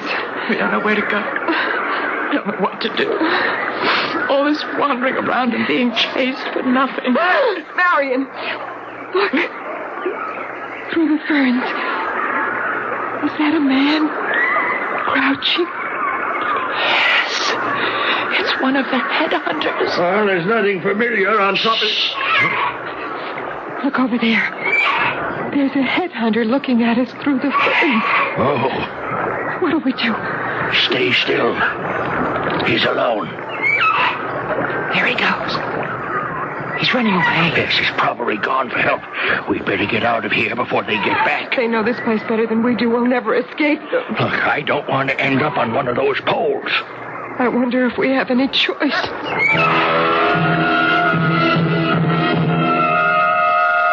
Elliot, look. Look there. In the lower left-hand corner of the wall. What? A face. I swear. It's a woman's face. Where? Through the ferns. Wait. It's gone. It was the perfect outline of a woman's face.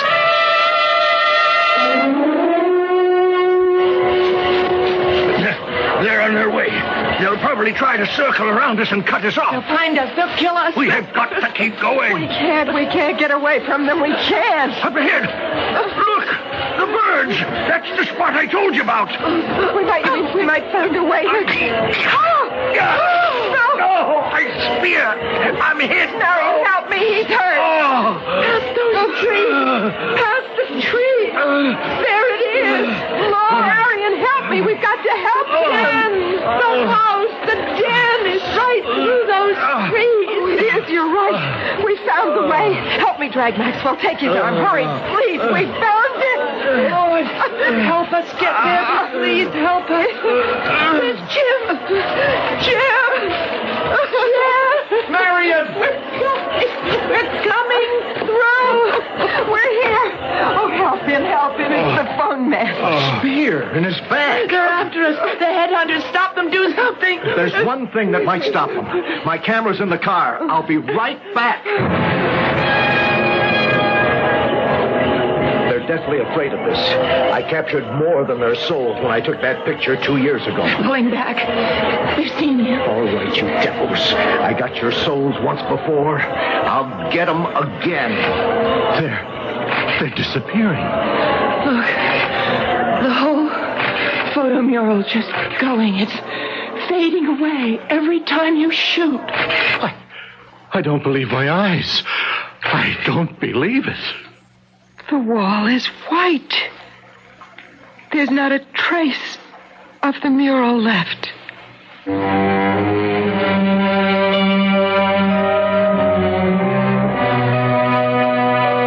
No one could explain what had happened. Had Elliot captured not only the souls of the natives, but the very soul of the jungle itself? Had the supposed bewitchment of the house brought it to life? Who can say? The mural is gone now, and so are Jim and Marion Sage. They put the house up for sale and bought a townhouse in the city. The last I heard, they still hadn't found a buyer.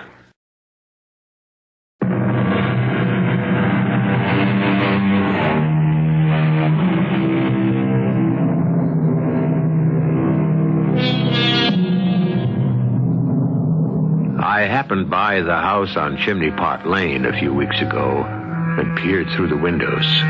Curious. There was a pantry where I thought Jim and Marion had put in a breakfast nook, and one wall in the kitchen looked burned by a fire long ago. Well, perhaps they'll find a buyer soon. Any takers? Our cast included Marion Seldes, Terry Keane, Earl Hammond, and Sam Gray. The entire production was under the direction of Hyman Brown.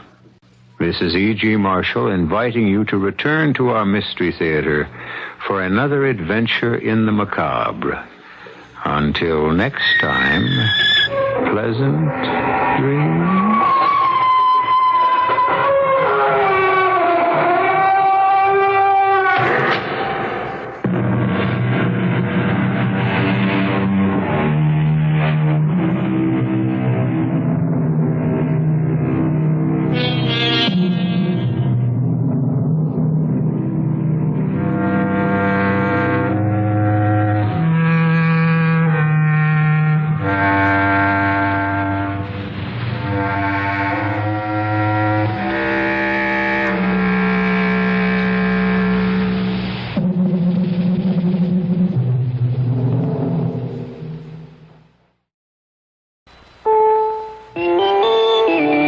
CBS News. Two major airlines are facing strike deadlines. One has arrived. The other is an hour from now. This is Doug Poling reporting on the CBS Radio Network. About 5,800 ground workers at Pan American World Airways have threatened to walk out at this hour as talks continue in New York. The company would not say if Pan Am flights will be grounded if there is a strike. An hour from now, pilots are scheduled to walk out at Northwest Airlines. Those talks broke down in Minneapolis on Friday, and pilot union spokesman Gene Cragness gave their version of why. In actuality, the mediator delivered a demand by Northwest Airlines that we substantially pare down our list of open issues as a precondition to returning to negotiations. This demand by Northwest was totally unrealistic and unacceptable. But Roy Erickson, vice president of Northwest, blames the union for the collapse of talks. The breakdown was caused by the pilots' union refusal to submit a written listing of unresolved issues together with the union's position on these open issues and rejecting the National Mediation Board's request. Pilot union officials have made it impossible for constructive talks to continue at this time. Northwest is the nation's seventh largest airline, flying about 10 million passengers a year. More news in a moment. Say, have you heard the latest on Delta Super Saver fares? I know. I can't believe it. They're so low. Well, believe it. If you catch a Delta night coach, you can fly for 40 to 50% off the regular day tourist fare on round trips. 40% off on weekends, and wow, 50% off on weekdays. Or if you take a daytime flight, you can get 30 to 40% off regular day tourist on Delta round trips. Isn't it something? 30% off on weekends and 40% off on weekdays? I love it. Yeah, no big strings either. You just make your reservation and buy your ticket 30 days ahead of time and stay for 7 to 45 days at wherever you're going. Super Saver fares are good to any Delta city in the U.S. Of course, there's a limited number of seats. Oh, I better call Delta or the travel agent now. When fares get this low, you just gotta go. FBI Director William Webster says the Bureau is investigating 574 cases involving possible corruption by past and present public officials. Webster did not name any of them. He said the investigations date back 3 to 4 years and involve senators, congressmen, governors, state legislators, mayors, and local police officials. The chairman of a House subcommittee that oversees the FBI says Webster's statement slanders hundreds of unnamed public officials. Democrat Don Edwards of California says he'll take action.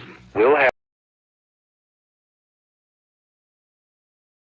The CBS Radio Mystery Theater presents...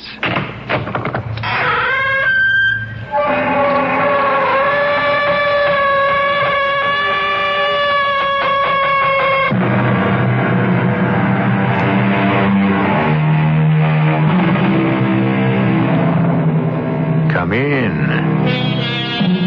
Welcome. I'm E.G. Marshall.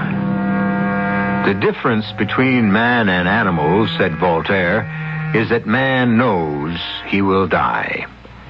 Animals have bodies, brains, instincts, and desires as we do, but they do not have our fiendish comprehension that we are finite.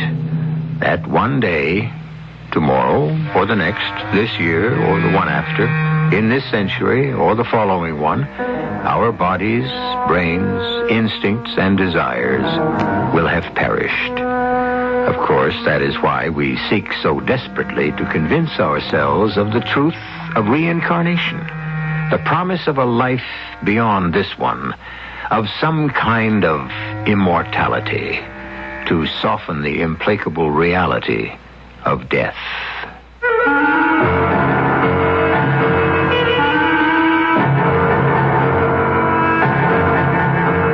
Our mystery drama, The Intruders, was written especially for the Mystery Theater by Elspeth Eric and stars Lois Nettleton.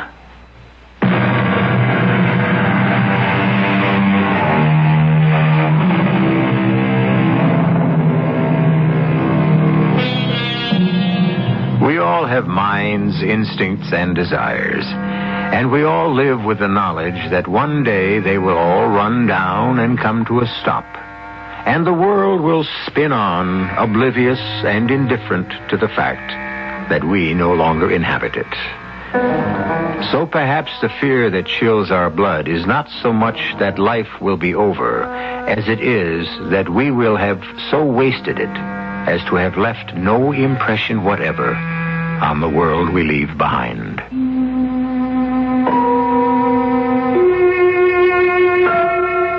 I walked the last half mile or so to the house because I wanted to come to it alone.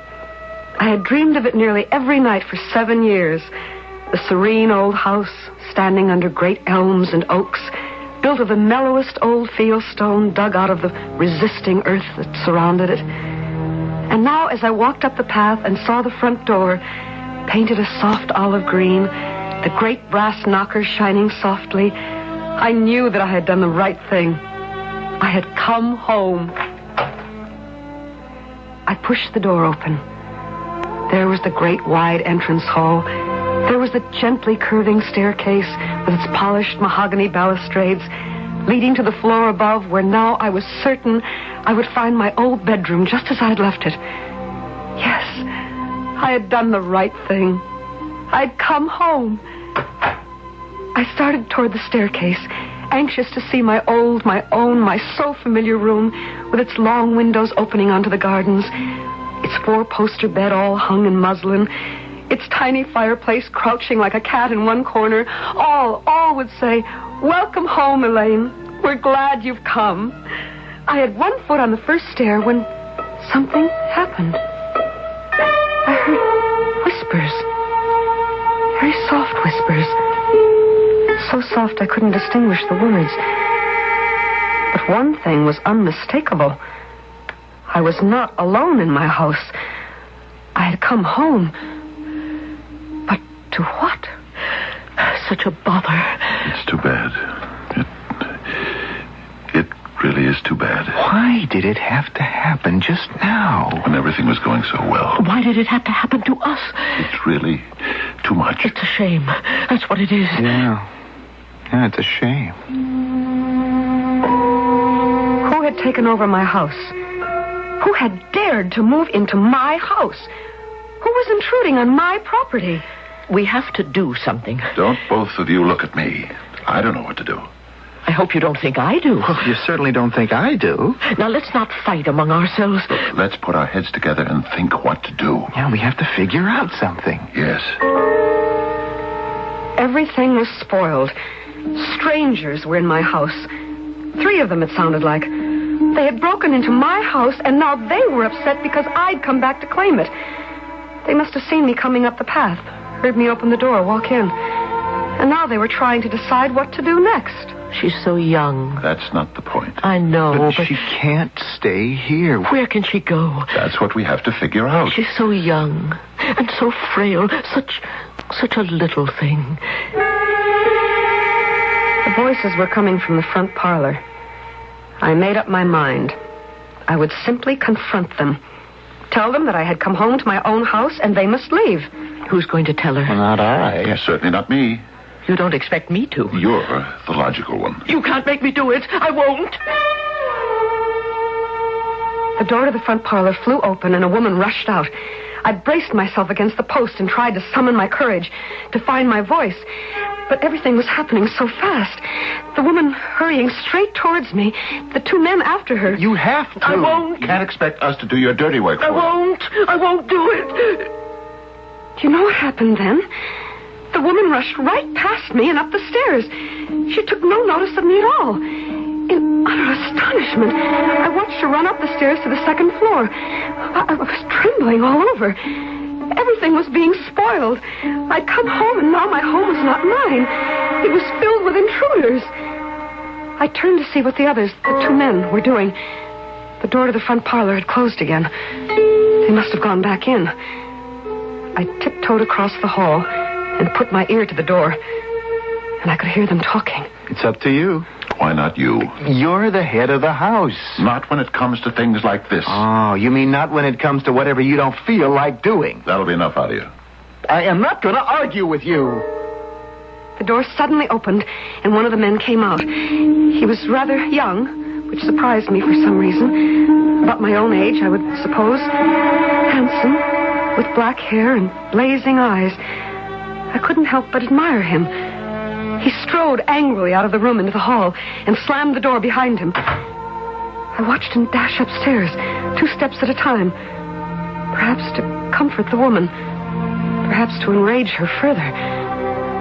Now there was only one of the intruders left. I would confront him, demand what right he had to be in my house, and order him to leave. When he had complied, then I could deal with the other 2. You will leave my house at once.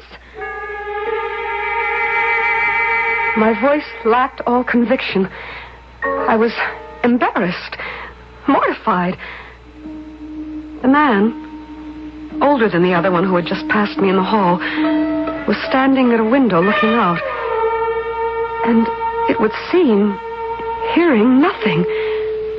For he didn't even turn his head at the sound of my voice. He simply stared, unseeing, out the window. Then his hands gripped his head. A quivering sigh turned into a deep sob. His whole great body shook, and his knees bent until they touched the floor. Lord, help me, Lord. I cannot bear it. I cannot. Lord God in heaven, help me. Help me, or I am lost. I stood stock still at the door. All my anger had left me. All my indignation, all my resolve to rid my house of these usurpers. I had only a huge desire to cross over to him, put my arms around his big shoulders, and draw his head to my breast. Whatever his trouble, whatever his misery, I wanted only to comfort him. I did what I could.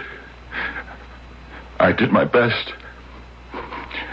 Lord, you know I meant nothing but good. I never meant that things should be like this. I meant only the best. Only the best. I felt sobs in my own throat. A sympathy I had not known for years.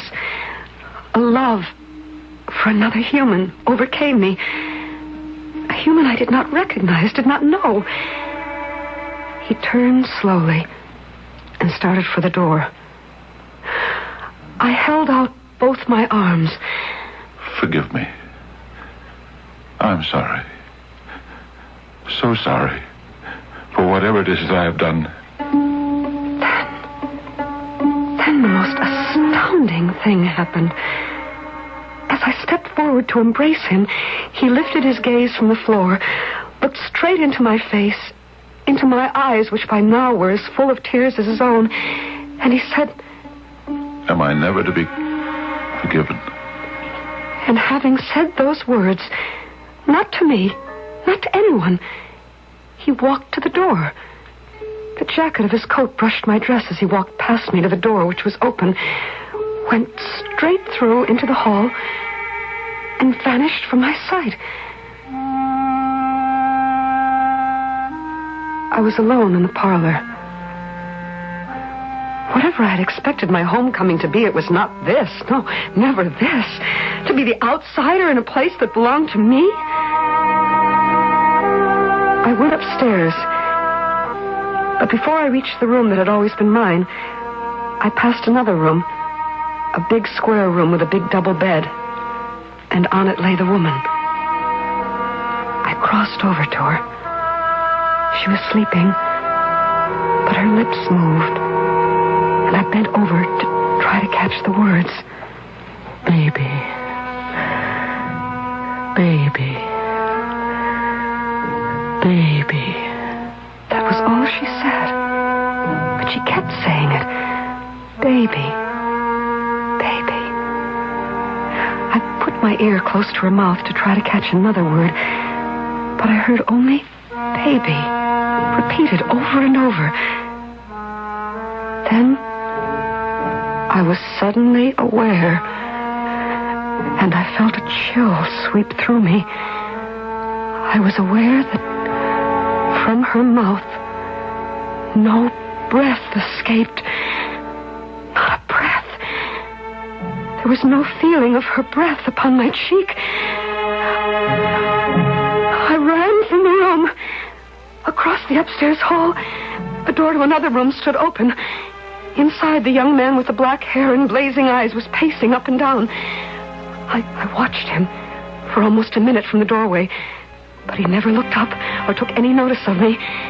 Suddenly, he grabbed a vase of flowers from a table and dashed it to the floor. Damn! The explosion of his anger drove me away and downstairs.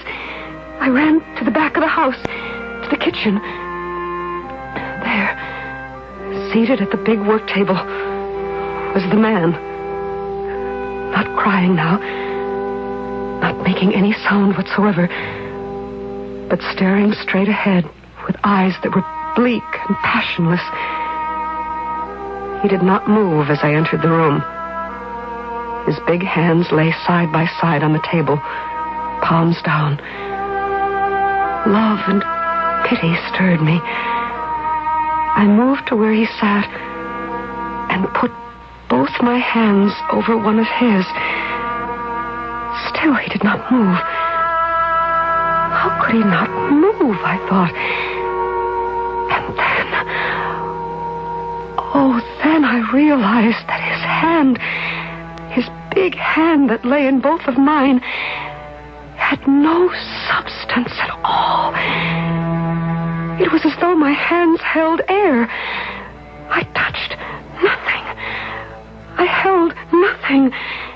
The hand, big and strong and firm as it appeared to be, was nothing. And then I knew.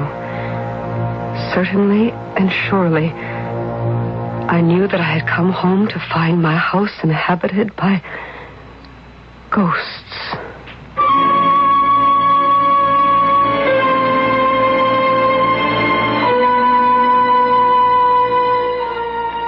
What could be worse than coming home after a long absence to find your house occupied by 3 ghosts? Well, I'll tell you what could be worse. To find that some persons had backed up a moving van to your door and made off with all your belongings. Or to discover that a fire had burned it to the ground. That would be worse. But 3 fairly civilized, seemingly non-violent ghosts? What's so bad about that? I'll be back shortly with Act 2.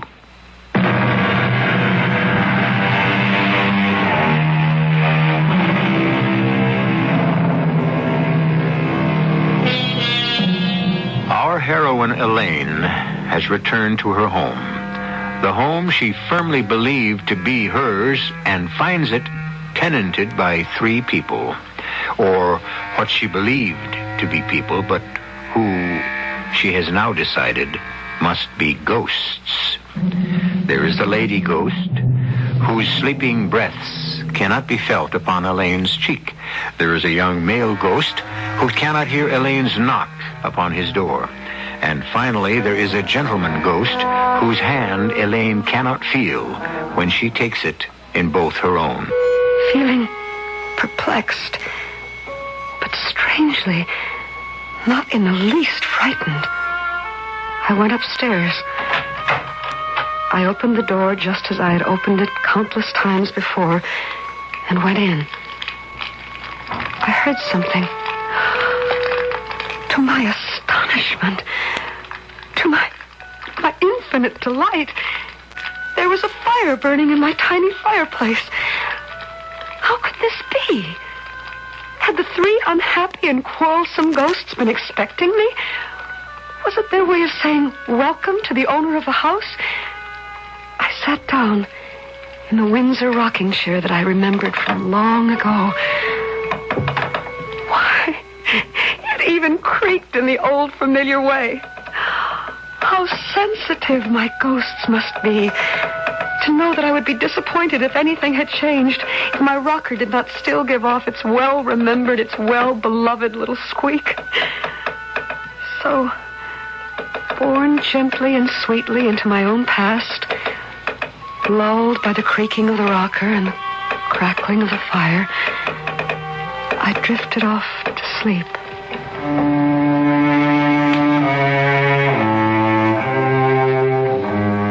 I woke up feeling much refreshed. I washed my face a little, brushed my hair, and went downstairs. I wanted to go back to the kitchen where I'd left the elderly gentleman, my favorite, I must confess, of the 3 ghosts, though I felt pity for the woman and an odd attraction to the young man. This time, the old gentleman was not alone at the kitchen table. All 3 were there. The boy still looked angry, the woman still anxious and unhappy. Only the older man seemed to have composed himself. Now, I've heated up what's left of the lamb stew we had last night, and I want you all to eat some. Oh, I can't, Frederick. Neither can I. I want no nonsense from either of you. We have decisions to make, and we are not going to make them on an empty stomach. Well, there's some for you, Elizabeth. Now, eat it all, and, Fred, some for you. Now, come on, dig in, and some for me. Oh, and there's milk in that pitcher, so help yourselves. As they started to eat the stew and drink the milk, I found that I was hungry, too. It had been hours since I'd eaten. There was a 4th chair at the table. What harm could it do if I sat down with them? It would be cozy. It would be nice.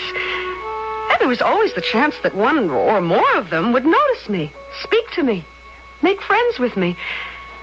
I picked up the old bent wood chair, sat in it, and inched it towards the table.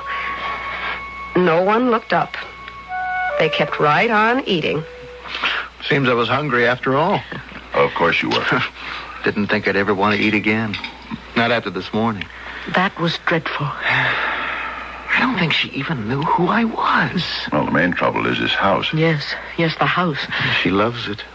Too much. Yes, too much. What were they talking about? This house. That must mean this very house in which we were all sitting. My house. My very own cherished house.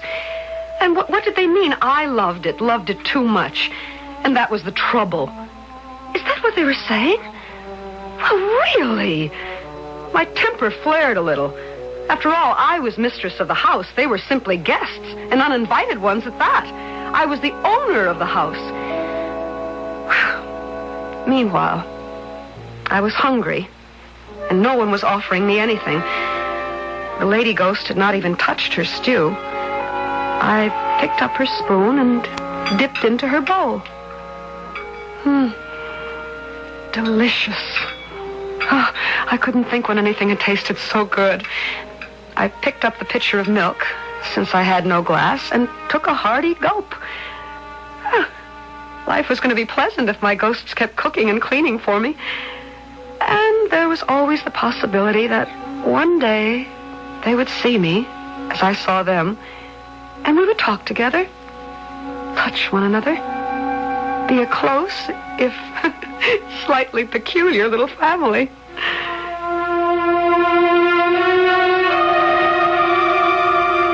I watched them finish their luncheon. I had volunteered a few remarks during the meal, and no one had paid the slightest attention. It was clear that I had not yet found the way to communicate with ghosts. I'll clear the table. I'll help. No, let Fritz do it. Well, all right, Fritz. Okay. See there now, Mother? You did have an appetite after all. You ate a whole bowl of lamb stew. I hardly touched it. Seeing's believing. Well, I didn't know I was doing it, I swear. I could hardly hold back a giggle. The lady didn't know I had eaten all her stew. How long, I thought, will I have to go on sneaking food from their plates? How long before they would notice it? How long before they would notice me? Fritz, will you wash up? Oh, sure. I want to go out and pick the last of the roses. I'll come with you. Oh, good. Those two must be husband and wife, I thought, as I watched them go out the back door, hand in hand, walking a little wearily, leaning each one a little on the other for support. I lingered on in the warm, bright kitchen, watching the handsome boy ghost at the sink. I wanted to touch his wavy black hair where it curled down the nape of his neck.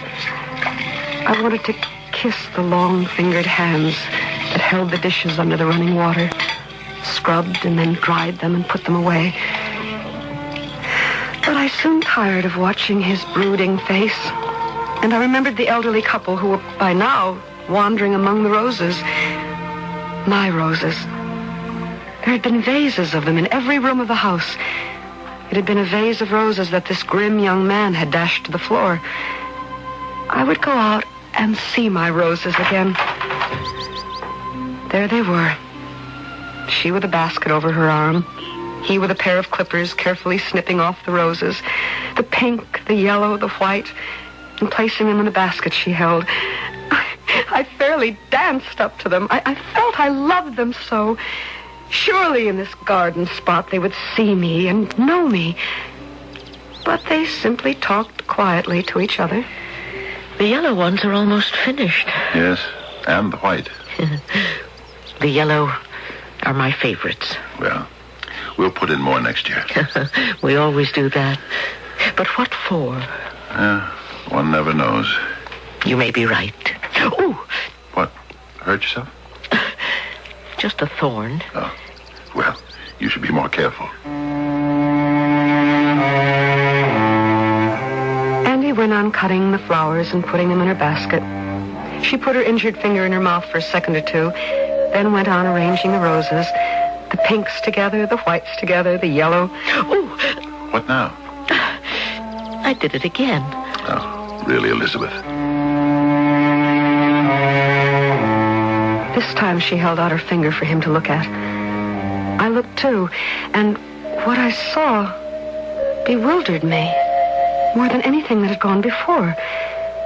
From her finger, which she held up to him as piteously as a puppy with an injured paw, from her finger fell drop after drop of crimson blood. Blood. My ghosts could bleed. I told you to be careful. I know you did. I just wasn't thinking.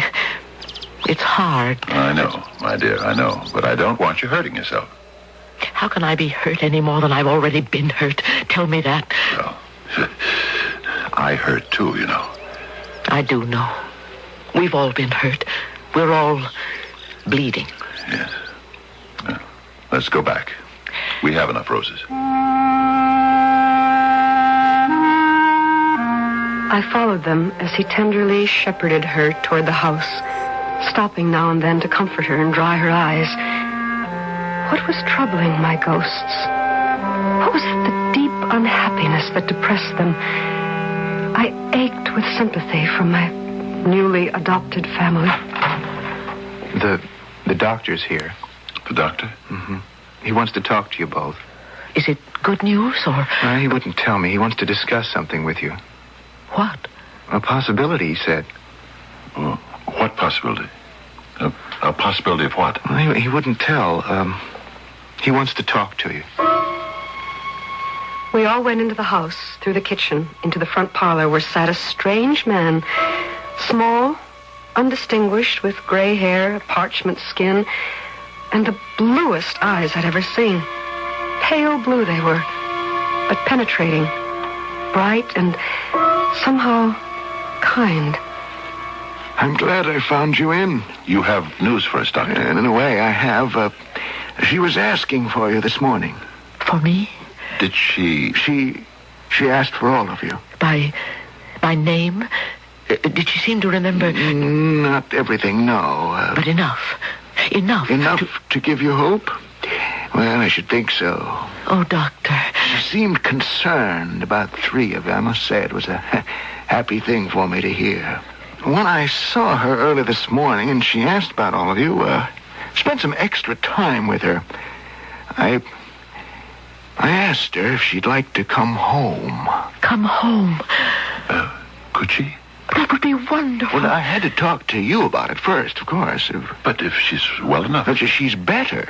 She's improved. Then why not? I want you to talk it over between yourselves. There's nothing to talk over. What are we waiting for? Let's go get her. Not so fast.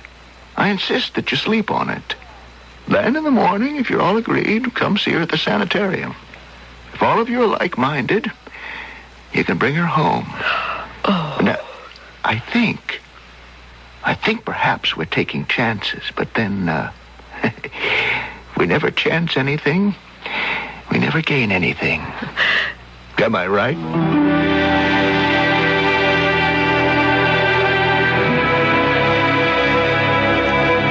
Was the doctor a ghost as well? Frankly, I couldn't make him out at all. That bit of homely philosophy, life is full of risks, but we must risk something to gain something, that didn't sound much like a ghost to me. To a ghost, after all, life is, well, what is it? Something they've lost? Or is it something they found? Or is it something in between?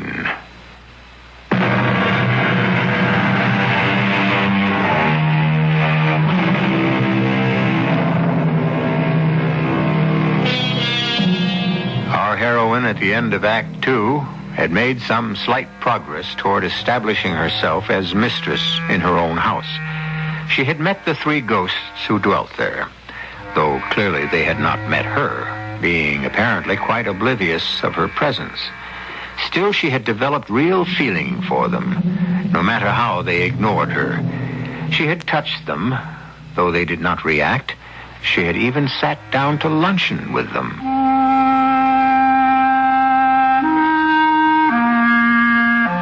Now at last I knew what was troubling my three sweet ghosts. Someone they all loved, a woman, a girl, was very ill. And now they were going to bring this invalid home to my house.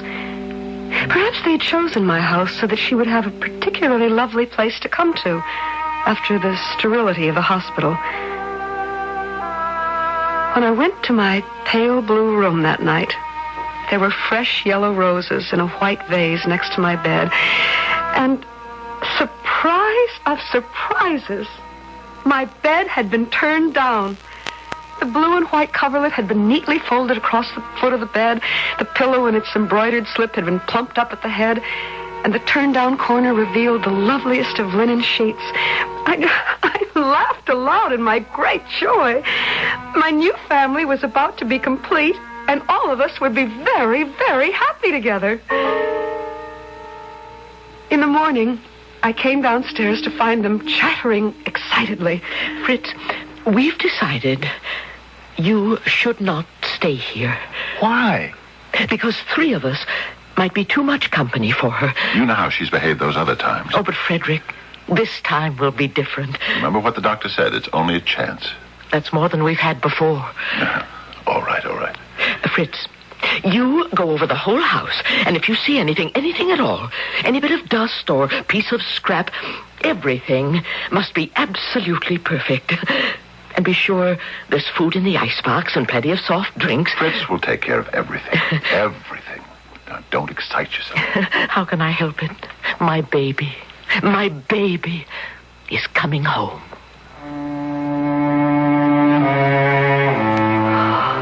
So it was her baby. The day before, when I had bent over her, she lay sleeping in the bed, and had heard her whisper in her sleep over and over again the word baby. It was her child who was ill, who had been taken away from her, kept away for so long. Not a baby anymore, I suspected, but a girl. How big? How old? Would she be pretty? The older man brought a car around to the front door.